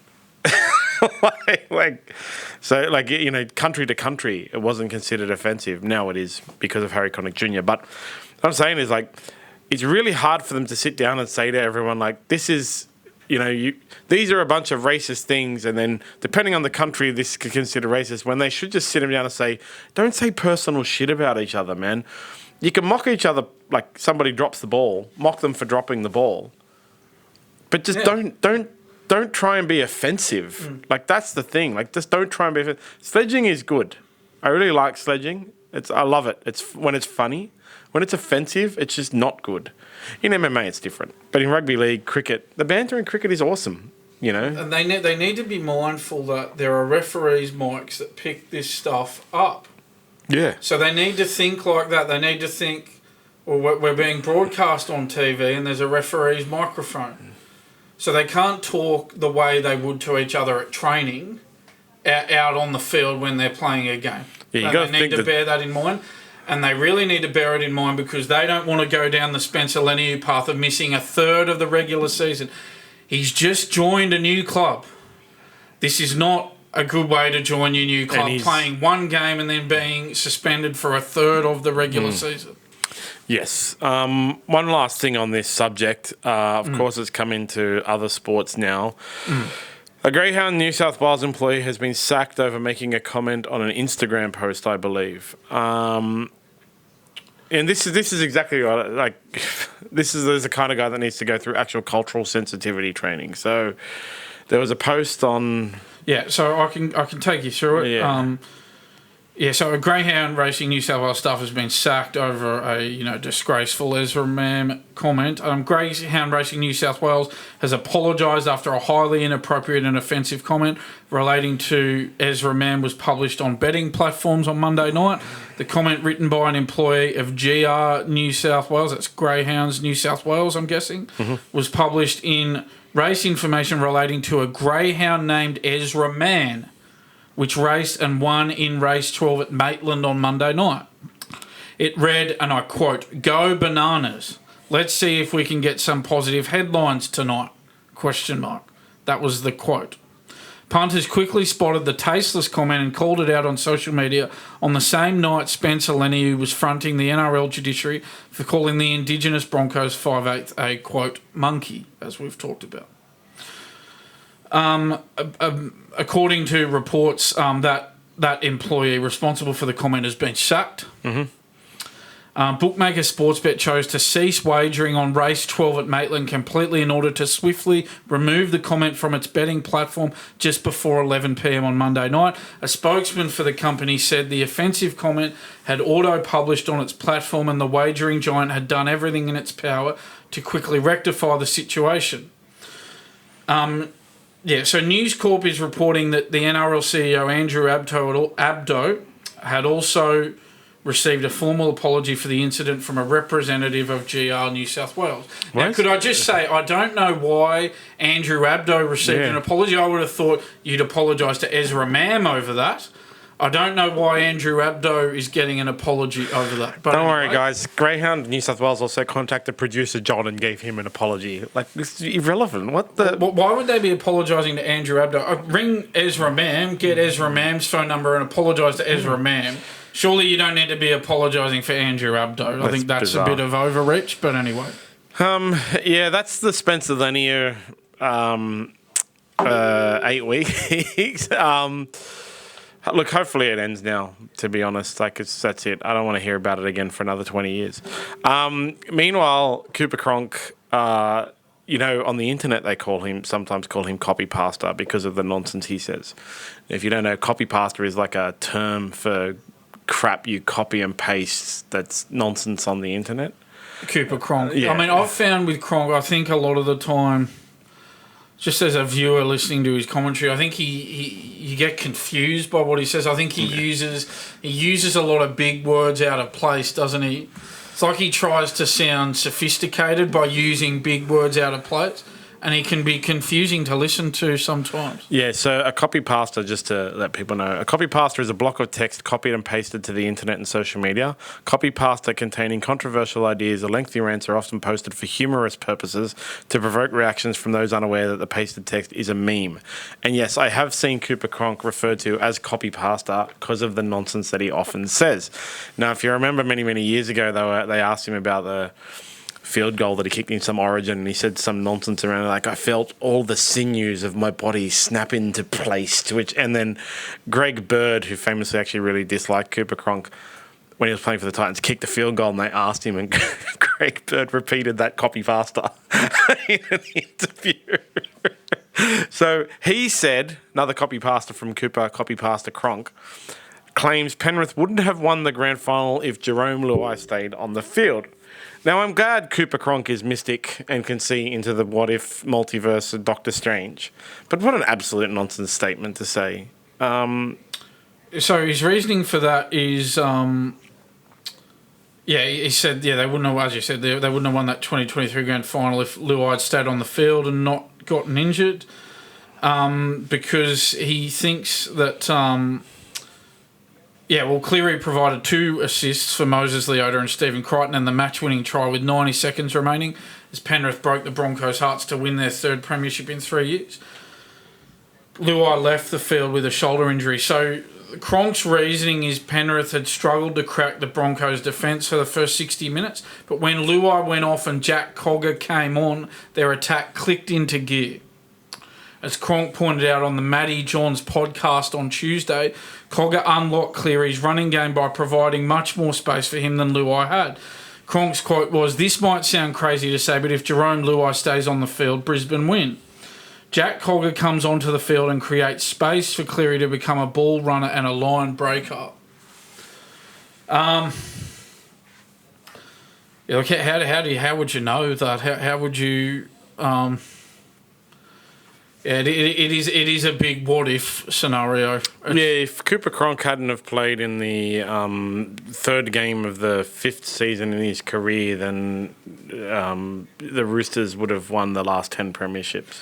You know, it's just as believable. What I'd be interested to do, to be honest, is I think we're getting Mitchell Pearce and Craig Gower on soon. I'd be interested I'll just make a note of this and be interested to get their thoughts on that as former playmakers themselves. Well, as Dan has just burst the surprise. Sorry. Spoiler alert. Sorry if I wasn't No, that's all right. So Mitchell Pearce will be on the podcast in a couple of weeks and Craig Gower after round 5. It's a good thing to note down and ask what they think of that. Because, as I said, I just think it's nonsense. Like, you can't say things like that. You just can't. People don't seem to understand. You just can't say things like that. Like, it's better stated like you said, like, if Stephen Crichton had been at fullback, you think he would have made 200 metres last week. That's you admitting you have no idea. And it's just a belief based on your analysis. It's an opinion, Yeah, as opposed to Cooper Cronk stating that he can see into the multiverse and see what happens in that universe where Jerome Luai stayed on the field. It's just silly. It's just silly. It's a big hypothetical, big what if. Jerome Luai is an Infinity Stone. A lot of Marvel references in there. Strange timing to bring it up now too. It was Cooper 6 months after the fact. Cooper copy past a Cronk, man. And so for your Bulldogs, Cameron Smith questions whether Stephen Crichton wants to be playing in the centres. I kind of think this could be the case because, my understanding is Stephen Crichton was brought to the Bulldogs to play fullback, to him, not in the plans of the club or whatever. But Stephen Crichton thought he was going to the Bulldogs to play fullback. He went on fullback money. Was it $825,000 a year? To be developed into a fullback and become a fullback, and now he's ended up back in centre. Just a team that got smashed. So I kind of think that it's possible that Cam Smith is right. 62 run meters, 1 tackle break. We mentioned it before, 8 runs. We have touched on this before. Smith's quote was, Stephen Crichton, I just wonder whether he really wants to be playing in the centres in this football team or whether he wants to wear the number 1. I still have that query. At the end of the day, he may want to play fullback, but what needs to happen is he needs to play in the position that is going to help the team. Well, I think it would help the team more to be at fullback, absolutely. Laurie Daly agreed with... I think Smith's sort of saying there that he thinks Crichton probably... I guess you can read between the lines there. I think he's saying he thinks Crichton should be fullback. Laurie Daly's agreed. Laurie Daly says, quote, if they can't, then they've got to find a way to get more out of Stephen Crichton. So therefore, you might have to look at pushing him to fullback to get him more involved in the game. You can't have him sitting out there not getting any ball at all. I agree wholeheartedly with Laurie Daly there. I do too. You've got to pick your players who are going to have the most influence on the result in the key positions. Crichton's one of those. As I said, I think if he moved to fullback, the 62 run metres would turn into about 200. And I think the one tackle break that he had at centre would turn into about 10 tackle breaks at fullback. Yeah, and I think he needs to be picked at fullback just because like I've said before, you can build a team around a centre, but it makes your team predictable. And putting him at fullback means he'll get the ball more. And he's the best player on the field, like technically, or, probably the best player in the on the field for the Bulldogs across the park, like 1 to 17. Stephen Crichton is probably the best player. Yeah, he's their best player. Yeah, clearly. And so you got to get him the ball more. You got to get your best player the ball more. And that's the other point to make is obviously he was great at centre at Penrith, but they had Dylan Edwards at fullback. Blake Taaffe is not Dylan Edwards. You would question whether Blake Taaffe should be in the team at fullback. That's the other point to make. It's not as if they have a gun fullback who's keeping Crichton at centre. They don't have a gun fullback. They need a lot more from their fullback. And that, I think, adds a lot of weight to the argument that Crichton should be moved to fullback. Yes. So we always talk about the Bulldogs. Now we can talk about the Dragons. The Dragons have got fit in the off-season. Yes, I thought you would like this one. So Gordon Tallis mentioned on NRL 360 the other night that the Dragons have shedded a combined total of 120 kilos of weight in the off-season. So there you go. That's quite extraordinary. And I need to get on whatever the Dragons are doing. Yes. So Tallis' quote was, Flanagan said his squad had lost over 120 kilos in the off-season. So that is how hard they trained. That is without putting on the muscle. So I think there was 20 positive kilos there, but that means they have trained really hard. And then the resilience they showed. I think there was about 40 tackles on their own try line. The Titans didn't play well. They didn't attack well, but that is a totally different Dragons side to last year. That's what I was saying. Their defence was just so good. It didn't look like the Dragons. Meanwhile, Bryce Cartwright leads the Dally M count. And the NRL has defended the decision to keep the Dally M judges anonymous because there were some questionable votes in the last round, in the opening round. I know some people I can't remember which one it was. One of the wingers or something got 1 point in one of the games. Hamas Otabuai got one Dally M point despite a horror game in the Dolphins' 43-18 loss. So he didn't play well in a team that got beaten 43-18 and got a point. That's questionable. He fell for a dummy on the Cowboys' first try and had a moment of madness at the back when he inexplicably kicked a loose ball back to the Cowboys for them to score another. That wasn't the only decision that left fans scratching their heads. Roosters star Joey Manu didn't receive a single vote, despite lighting up Las Vegas in the Roosters win, while Nico Hines picked up a maximum 6 points, despite having a pretty quiet game. So there you go. I never really liked the Dally M weight system, actually, to be honest. I just don't understand this. So now they've got this... I think they've got... like 2 sets of votes now. It's just really weird. 2 judges appointed to each game. Each judge awards a 3-2-1 combined and a maximum of 6 points on offer for a single player. And they keep the judges anonymous. I don't get that either. Why don't you just have one judge with their sole job for the game to give the votes and just give a 3-2-1 for each game? Why do you need 2 judges giving votes? I fully reckon the Dally M system should just be like one judge that says this was the best player this round across all of the games. And then that way, if one guy gets 2, they're probably going to win the Dally M. The judging system is never good. No one will ever be happy with the system. I think there was an issue a few years ago where in the Dally M votes, one of the judges gave points, and it was published in the newspaper, in a game that the person she gave points to didn't deserve the points, and then it was discovered she wasn't at the game. She watched a replay on television or something like that after she had already submitted her votes. I can't remember who it was or anything like that. And then they went anonymous. When stuff like that goes anonymous, is to avoid internet sleuths from catching you out for mistakes. But yeah, I think you just got to be stronger than that. You got to go, no, we're going to say who the judge is. Yeah. We're not scared of that sort of stuff. Exactly. You can't cave into these social media idiots who just criticise everything about the world. It's so open that it's the vocal. People need to understand. Companies, everyone need to understand the vocal minority.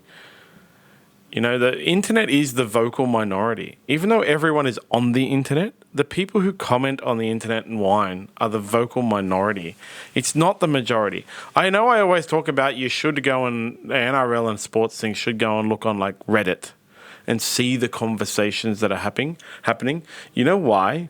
Because as much as I hate Reddit mods, I actually hate them. They're fully doormen. I think they have all this power, but really they're just losers who live in their mum's basements. The NRL and the AFL Reddits in particular are all run by all of the team ones are run by the same people, right? Again, losers. But you're not allowed to just post stuff. So you can't it's not like an Instagram story where you whine, or a TikTok thing where you make a post that gets indexed to Google and stuff, make a post whining. People publish a news article. All right, that's a post, and then everyone has a conversation on it. Now, the conversations often get stupid, but those posts get removed by the doorman, the mods, the mum's basement livers. So it's a good idea for you to pay attention to that, and then you'll actually see what popular opinion really is. Because they don't have vocal minority ranting and raving about stuff, because it will get shut down. And like I said, on things like that change to the 10-metre dropout rule, there wasn't a single person arguing for the positive on Reddit. Anything that happens, people will argue. There were people arguing, but it deteriorated into, because people want to appear smart on the internet, even though the vast majority of people in the world are dumb, internet or not. They argued about things like punctuation and the use of there. You know, nobody made a point about, I hate this rule and this is why. And nobody responded and said, no, here's the counter argument to why this rule is actually good. It was, I hate this rule and this is why. And then somebody would reply and go, mate, use paragraphs in your posts. You know, so with this Dally M thing, it's because the vocal minority made a whole bunch of whiny statements on the internet. But then go and read the conversation to find out what the point is. But like I said, I always hated that. I don't think Jared Haynes should have won the Dally M in 2009 because he had 10 good games out of 24. You know, I don't think really I think Sean Johnson was robbed last year because Kalen Ponga had 10 good games out of 25, you know. That's me personally. I'm not the vocal minority, I'm just the minority. You know, my opinion is wrong or whatever, but I really don't like it when those individual players can go on good runs for a short period of time and then take the Dally M. Even was it 2005 when Andrew Johns came back from injury? I thought he deserved the Dally M. Not because he went on a run after being crap all year, but because he came back from injury, dominated the entire season, what was left, and then was 2 votes behind Jonathan Thurston. Yeah, Thurston won it, didn't he? Yeah. And if you think about something like that, Andrew Johns actually showed he's the best player in that year. Right? Because he missed 14 games or whatever. It was a phenomenal finish to the season. Not that Jonathan Thurston doesn't deserve Dally M's. We're still talking about... Not that Jonathan Thurston doesn't deserve Dally M's. All right? Jonathan Thurston's the second best halfback of all time. But, that's why I just don't like the way they assess the Dally M with these point systems, because they have to award points as well. So in a really crappy game where nobody plays well, terrible players can still get points, you know, and that could be that. Just imagine, say Newcastle versus I don't know who, right? Canberra. And it's a dour game of football and it's terrible. And then they have to give 3-2-1, and Kalen Ponga is the best on field, so they give him 3 points just because even though the game was terrible and everybody played terribly and there was 35 errors each team and stuff like that, and Kalen Ponga missed 20 tackles, they still had to give it to somebody. And then what happens if Kalen Ponga wins by 1 point over Sean Johnson? I just don't think individual game voting, but that's just me. I know there's no perfect system, and I don't have a system. The one I said before was made up. I don't seriously think that's not a good system either. But yeah, anyway, they can defend it all they want. They shouldn't have gone anonymous. Before we wrap up Rugby League, we're going to have, honestly, guys, it's just our opinion. Dan, we're still talking about NRL in Vegas, which to me says it was a resounding success. Dan sent me a video with an American dude talking about an American's perspective on the NRL games in Vegas yesterday, which I watched. As I sent to you, the most annoying thing about it was the American accent. Oh, yeah. I did see your reply to that this morning. Yeah. So what the guy did, what was his name? Oh, yeah. So his name... I'm just going off how he said his name, of course. So I think it's Cheyenne Hollis from the Touchback on YouTube. Cheyenne Hollis from the Touchback. He did what I thought was a really good video on YouTube. I thought it was really interesting to get an American's perspective on the game. The guy apparently loves rugby league as well. Yeah. He said some really interesting things about it. I've gone through in detail what I thought were some of the the most interesting points of his video. So he suspected that the NRL fudged the official crowd figure. He thought it was more like between 25 and 35,000. The official crowd figure was over 40,000 at 40,746. He said he thought it was a huge issue that the game wasn't on Fox Sports 1 in America for the first 18 minutes. Of course, there was that college basketball game between Xavier and Georgetown that made it shifted to Fox Sports 2 for the first 18 minutes. He described Fox Sports 2 in America as the sports television graveyard. He said that was where events go to die. He also said it was the problem was that was even a dud college basketball game as well. The Xavier Georgetown one, it wasn't even a good game of college basketball. He said it was terrible. He said that he thought that should have been moved to Fox Sports 2, not the NRL. He thought the NRL should have stayed on Fox Sports 1 in full. He said he thought that the best part about the NRL games was the intensity. He said he thought the intensity was better than those early NFL games in London, which he thought was sloppy and disjointed. He liked how the Australian commentators didn't baby the audience too much. He said, unlike some soccer commentators in the past who've gone to America and really babied the audience and explained it to them like they're stupid, the game. And he liked how the Australian commentators didn't do that. But he did think they were too overindulgent when describing the atmosphere and the crowd as well. Yeah, look, I actually, except for the crowd numbers, I don't ever have an opinion on the validity of crowd numbers except when news comes out and proves it. Like I said a few weeks ago, there once was a guy who would string together shots from the game and then use a software to count the actual crowd numbers based on that, right? Yeah, like I thought the commentating to me was just normal. Like it's the same as it was normal, which is good, I reckon. I don't know about the basketball, honestly. Who knows about Yeah, well, it was just interesting to get his perspective on that. So he was saying that it was a real dud college basketball game. It wasn't. But and then the term, it was funny because the terminology he used to describe it, I think he could have done some babying to me because I had no idea what he was. He just it was a dud basketball game, and here's all the reasons why. I'm like, no. Don't know what you're talking about, bro. It wasn't this team versus this team and blah, blah. I'm like, I don't know why that would be better. But I'll just take your word for it.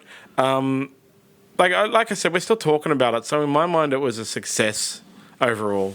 I don't pay attention to the ratings numbers that much because, as I keep saying, like Jake Paul's a worldwide phenomenon and only gets 61,000 or 65,000 pay-per-view sales every time. Saudi Arabian boxing money laundering system. But I'm pumped for next year. I'm definitely going next year. I'm just trying to work it out with my mate because he's got to go to a wedding in Colombia around that time, and we're trying to mesh it up so he can come as well. I'll go by myself if I have to. Got to see if we're going to take the wife. I don't really like Vegas, to be honest. I think it's a three-day maximum before I neck myself. You're going to do a fly in, fly out? Well, I don't know. I'll work it out, But, there's some good jiu-jitsu there. And I want to stop at some places like Austin Texas, where all the best jiu-jitsu practitioners in the world go. Some other places. You know, I haven't been to the East Coast of the US. I know this is off topic, but I'd love to go there. And that's what it does as well. It gives people, like I keep saying, Las Vegas doesn't need the NRL to boost tourism. But it gives Australians an excuse to go to America to do those things they haven't done. I never, ever thought it was about ratings, crowd attendees, anything like that. I always thought it was about gambling, and I still think that. But yeah, it was really good to hear his perspective, and it's like I really love the fact that there are Americans out there that like rugby league. Yeah, a few other points to make from the video as well. He said he praised some part of the commentary. He liked how, as I said, the commentators weren't babying the audience too much. But he said one thing that annoyed him was that the commentators didn't explain to the American audience what completions mean. He thought that. Well, he said when he first started following league, he couldn't work out what completions were or completion percentages were. He thought it was a pass. If you complete a pass, that was a completion. Of course, it means that you get through a set of 6. Without handing the ball over. But that's a fair comment as an American viewer watching it. This is something the NRL would need to keep in mind for next year. As an American viewer watching, if you're going to just throw the word completion out there, well, you need to explain to them exactly what it means. These viewers are unfamiliar with the game and need to be told that. Another issue he has is with this, he describes it as the comically priced Watch NRL package, that NRL, viewing service they've set up for an American audience. He says they want to charge $150. He says it's not worth it. He said not for a sport where many folks aren't going to be able to watch it live stateside. He said it should be more like $50 or $60. So that's another thing the NRL are going to need to keep in mind. Are they charging these American viewers too much to watch a sport that they're not familiar with? A sport that has a small fraction of the following that most US sports have. He said if you want a foot in the door, well, you got to make it accessible, and it's hard to disagree. There's too many streaming platforms as well. You know, like I subscribe to UFC Fight Pass, KO, Flow Sports for my sport, and there's all these other ones. And, you know, like there's a Netflix bloody tennis and stuff like that. I subscribe to Netflix, but Flow Sports is expensive enough. You know, that's like $26 a month. I ain't going to anything else. And if I was in America, I wouldn't be spending $100 on rugby league.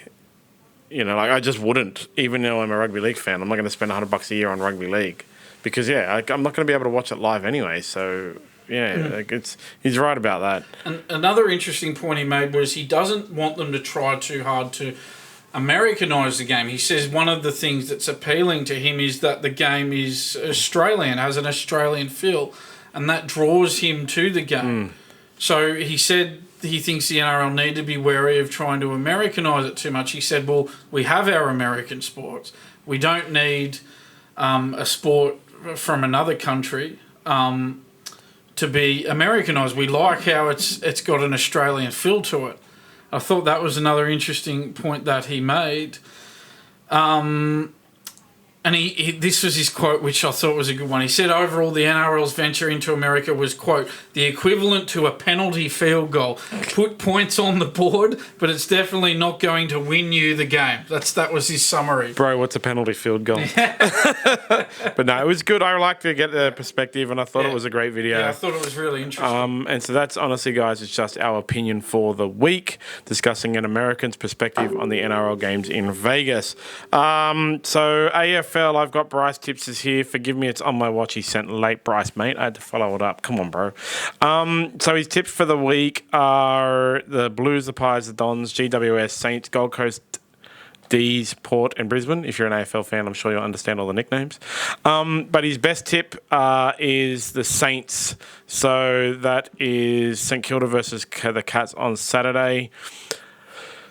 He's happy to back them to roll Geelong coming off a very good preseason. He's not convinced Geelong should be this short, and the Saints have plenty to prove this year. So Geelong are paying $1.49 and the Saints are paying $2.56. So that's a good bet. As always, gamble responsibly. I think, is this a bet you really want to place for free and confidential support? Visit gamblinghelponline.org.au. I'm going to put some money on the Saints and see how I go. Bryce, don't let me down, bro. You let me down last week, but I'll accept it. Hope you have more luck this week. Yeah. In cricket, Australia won the second test by 3 wickets on Monday. Great finish too. Well done to the Aussies. Did really well to recover. I think they were 5 for 80 in that run chase and managed to get the run. Once again. So well done. Off the back of Mitch Marsh. There's a complete clean sweep of the series in New Zealand, and now they go on to do some other stuff. I don't know. They're doing a bunch of weird stuff now. They're going off to practice for the T20 World Cup. Yeah. We just wanted to touch on cricket and mention that because we have an exciting announcement. On Tuesday, ex-Australian player Gavin Robertson will be on the podcast to delve into a little bit the IPL, but mainly cricket in Australia and in the world. Looking forward to that one. So that'll be Tuesday. It'll come out Tuesday afternoon. Awesome. He played tests and one-day internationals for Australia. He was a bowler. He's also in the band Six and Out with Brett Lee. So it's going to be super exciting. Yeah, it's going to be super exciting to have him here. On to combat sports news. As I said before, we're just going to touch on this. Curtis Scott and BJ Leilua had a boxing match. Now, apparently, they agreed to be around 100 kilos each. Curtis Scott weighed in at like 96 or something, and BJ Leilua weighed in 30 kilos over him. Oh, wow. But it was no weight limit. It was like basically became an open weight. Now, I compete in jiu-jitsu at under 94, and I have fought in absolute divisions people who are 120, 130 kilos. It's a nightmare. All right. I've never beaten someone in competition who was that much bigger than me. So he did well to win it, being 30 kilos lighter. So he ended up knocking out BJ Leilua in the second round. I watched the entire fight. It was only a 4-round fight as well.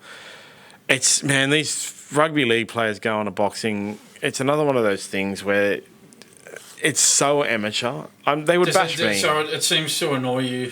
Yeah, they would bash me. Okay, they're big lads. They're strong. They're fit. They're young, and they. Well, obviously, Curtis Scott throws hard punches to knock out a guy 30 kilos bigger than him, but all they're doing is walking forward and throwing bombs.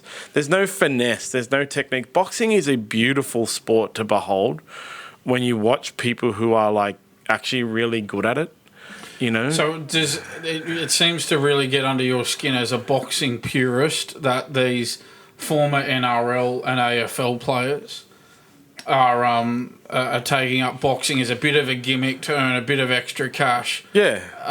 They're not taking the sport seriously. Like, you think about what's his name, Justin Hodges versus Matt Cooper one, which was so confusing in the lead up. They were the advertised thing on all the advertisements, and they weren't the headline. They weren't the main event. It was a world championship on the line, and people cared more about this Justin. And the fight wasn't good. You know, and that's the thing. Boxing has become a thing where anyone can just jump into it if you're famous. Okay, like that is so ridiculous. Seriously, it's so ridiculous. What other sport is like that? Yeah, all that would happen is you'd get, like, they should go jump into. Why don't they jump into MMA and see what happens? All right, jump into MMA and see what happens, because boxing isn't easy, man. Like, boxing is really hard. You look what Anthony Joshua knocked out Francis Ngannou last week. Knocked him out cold. Francis Ngannou never been knocked out in his life, man. Like, that's the world's biggest human being. And Francis Ngannou did well against Tyson Fury and stuff like that, and everyone thought he was going to be a good boxer. And Anthony Joshua showed him, like, this is actually, like, I'm going to try, and knocked him out cold with pure. Because Anthony Joshua's boxing is phenomenal. It's one of those ones I'm talking about. It's beautiful to behold, and he like, in my opinion, he made a fool of Francis Ngannou. If I was Francis Ngannou, I'd be like, oh man, I'm not boxing anymore. I'm out. I'm going back to MMA. I think Francis Ngannou landed 0 strikes, because that is beautiful boxing. Like, seriously, you watch things like, I always go back to the classics, like Muhammad Ali dodging 31 strikes in 9 seconds or whatever it is. It's amazing to watch. It's a beautiful thing. In MMA, I really love. Everybody doesn't like. There's a bunch of people who don't like it when it goes to the ground. They want to see pure. Ilita Poirier just knocked out one of the greatest MMA fighters of all time, Alex Volkanovski, with beautiful boxing. Boxing is a thing to behold. Curtis Scott and BJJ Lua were just brawling. They were throwing out, walking forward, throwing bombs, and it was like just awful to watch if you like boxing. And it's not one of those things where like Jake Paul is a fight circus fighting Mike Tyson. It really they market it as boxing, and it's just terrible. Mm-hmm. So it was a terrible fight. I didn't watch any of the card or anything. I just, they like make your bag, boys. But because the attention that they're getting is taking away from attention that other professional fighters should be getting. Justice Hooney kept his undefeated streak alive the other day on a boxing card. He's Australian. He's undefeated. He beat up Paul Gallen. I'm not a fight enthusiast like you, but I wasn't aware of that. Yeah, and that's the kind of thing that boxing needs to look at it, take a long, hard look at itself and go, man, this Curtis Scott BJJ Lua fight is detracting from the fact that, just to put it in like an NRL perspective, right? Just imagine that somebody put together and paid for and deposited a team of Hollywood actors, like Taylor Swift or pop stars, Taylor Swift, Donald Trump, to play. They would be terrible and get smashed, but people would watch them and detract from the quality rugby league. And so it kind of annoys me. It annoys me more and more and more as we progress along. But it was terrible. What position Donald Trump would play if he was a rugby league player? I'd play them all, mate. He'll tell you. Play them all. I'm a very good rugby league player. Yeah, he'd be the best player of all time. Yeah, he'd be the 14th immortal. Yeah, exactly. So that's it for combat sports. Watch out for UFC 300. It is just a month away. In other news, man, this is everywhere. Novak Djokovic has shat the bed at the Indian Wells. He's lost to. You've got to look it up. It's a huge loss. It's one of the biggest sporting upsets of the year. He's lost to Luca Nardi, the little-known Italian, in the third round, the world number 123. It's the first time in Djokovic's career that the 24-time Grand Slam winner has lost to a lucky loser. So, the Italian is the lowest ranked player to beat Djokovic at ATP Masters 1000 or Grand Slam level. Nardi only earned his spot in the men's draw following an injury to world number 30 Thomas Martin Echeverry. So that's what they mean by the lucky loser. So he made the most of his opportunity. Clearly, you can't do much better than that. Well, you can't do any better than that. And it wasn't just the defeat for Djokovic either. There was also an incident, John, and we know that Djokovic has a habit of getting himself into these controversial incidents. All he does is looks seriously like a whiny little bitch in the incident. So what happened was Nardi was surprised by an in-call off the Djokovic serve and casually hit the ball back over the net, as if the point was over.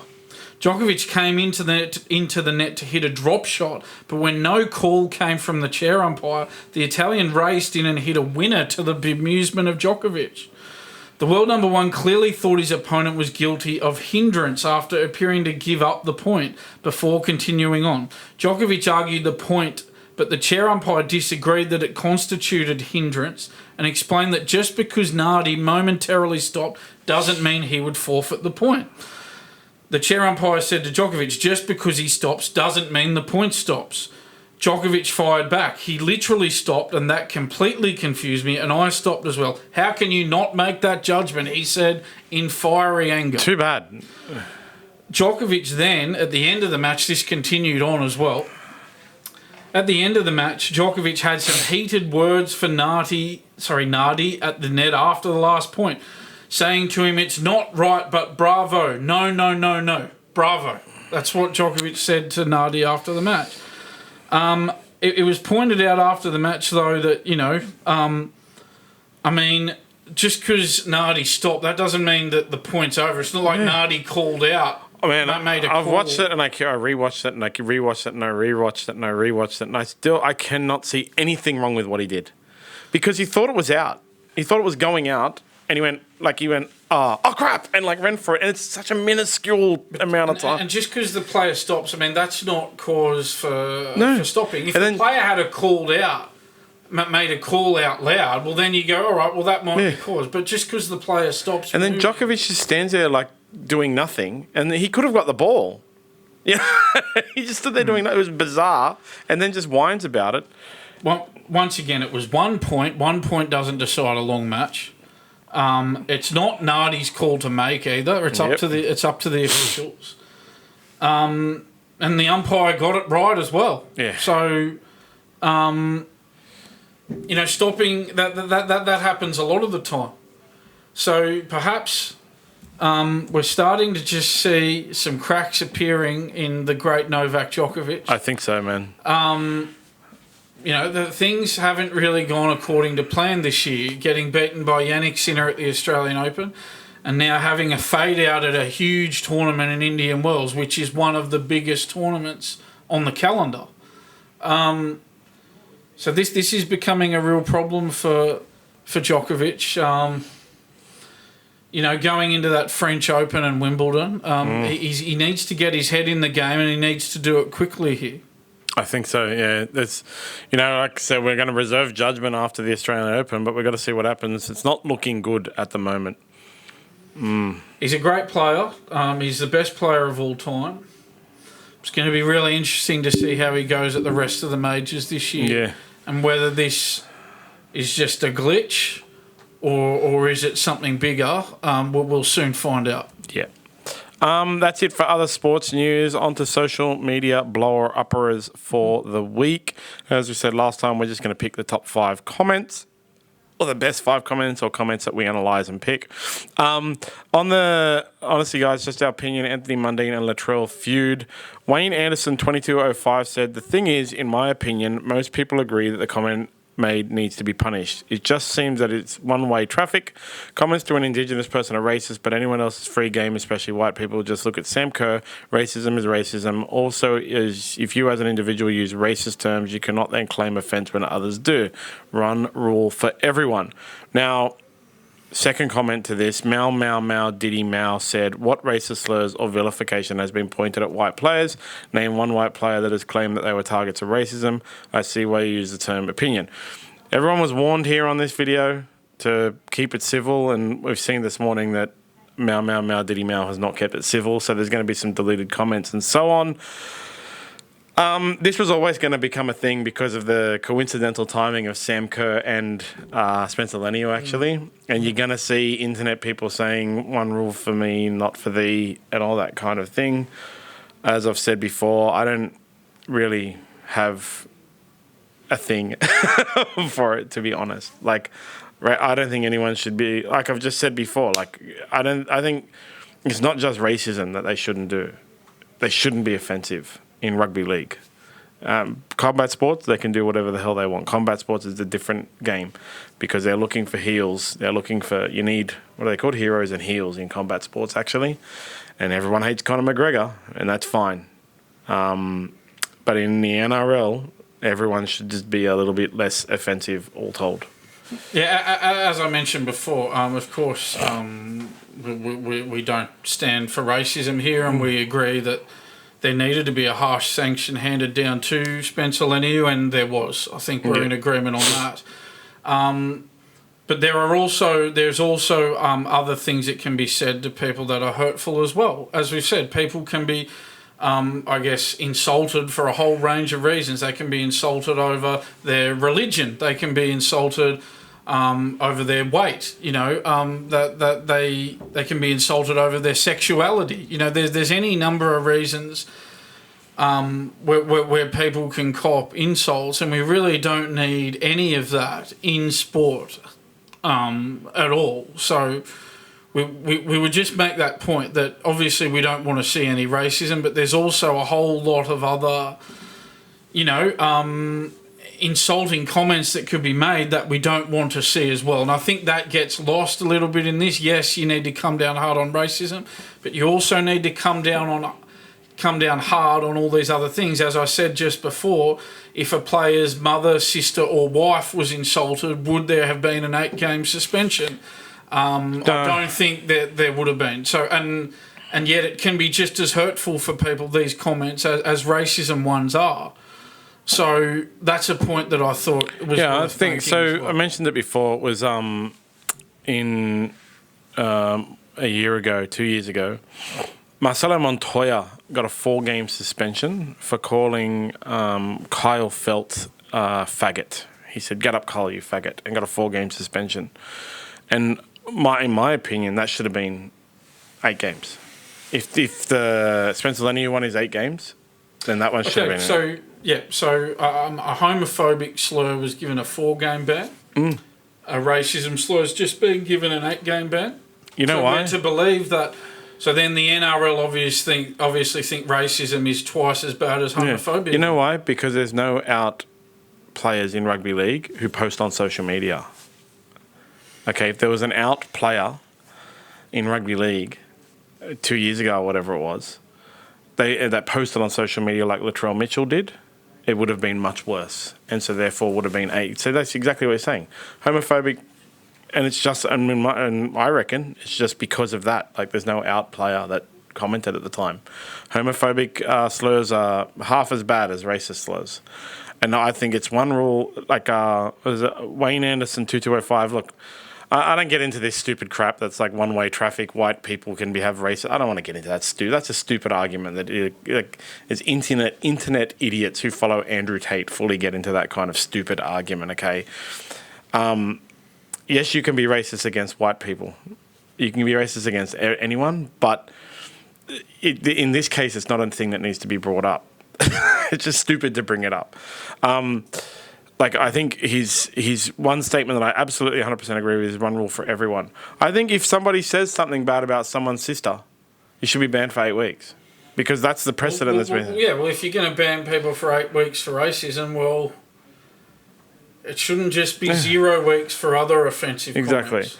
Sledge away, just don't be personal. On the same video, Reposter 69 said, "Wouldn't want to be a Bunny supporter.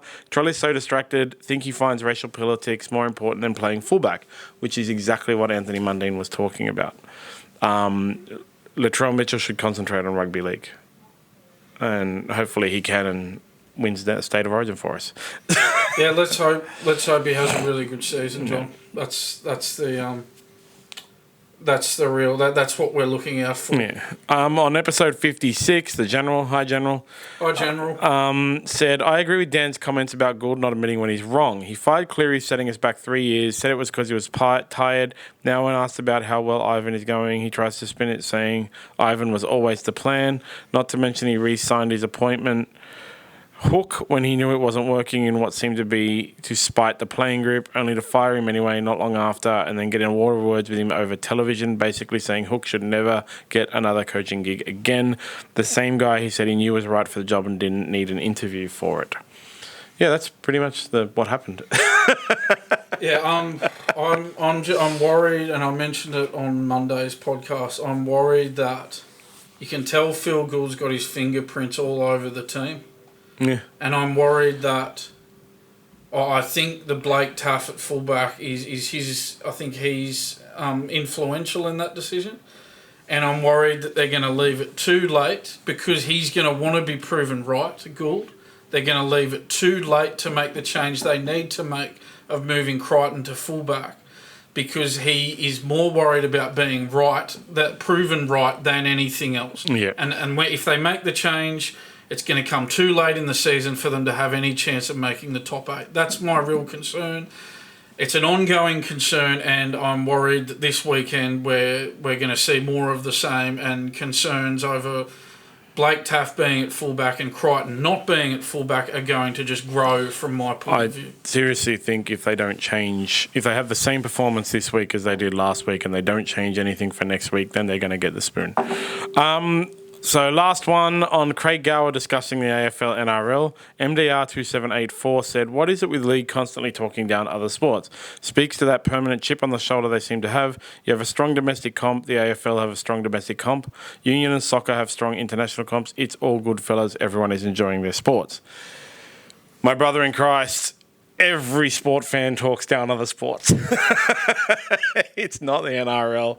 The AFL, actually, like, they had opening round in Sydney and Queensland to stick it to the NRL for going to Vegas. Like, it's nothing to do with NRL. If you only follow one sport, or to even NRL and AFL, you'll think that it's the thing. But in reality, it's all sports. Yeah, you're right. Every sport, talks themselves up and talks down the other coast. That's just part of being a sports fan. It's certainly not exclusive to NRL supporters at all. That's it for social media blower-uppers. Onto our normal housekeeping before we finish up. Congratulations to our tipping comp winners of the week. Opening round 0 for the AFL. Hamendra Patil was able to tip all 4 matches. So well done, Hamendra. And in the Rugby League, it was Dave Sheehan, tipped 4 from 6 for the split round. That's pretty good considering might have to start copying Dave Sheehan's tips at this point. So don't forget you can win $100 a week. Both of those guys have won their $100. The first week was Mitch Lucas for the NRL, so congratulations, Mitch, Dave, awesome. and Well Hamendra. Don't forget to sign up to SmartB for the tip of the day. It is going quite well. We're getting quite a few winners. Sign up to SmartB to customize your notifications, build your smart book and your black book to get notified about when your teams are playing and soon when news happens for the team. Subversion competition is, I was meant to look this up, and bear with me while I look it up. Subversion competition, sign up to SmartB and you can win tickets to Subversion. If I don't remember it now, I'll let you know on Tuesday when the draw date is. I'm supposed to write this down. There it is. It is drawn on the 29th of March, so there's still time. And don't forget to listen to the SmartB Racing Update with Bryce and Lewis. And follow at SmartB app on all social media. So, great episode, and we'll talk to everyone on Tuesday with Robbo. Thanks, Sean. See you then, mate. Have a good weekend. You too, and bye, producer John.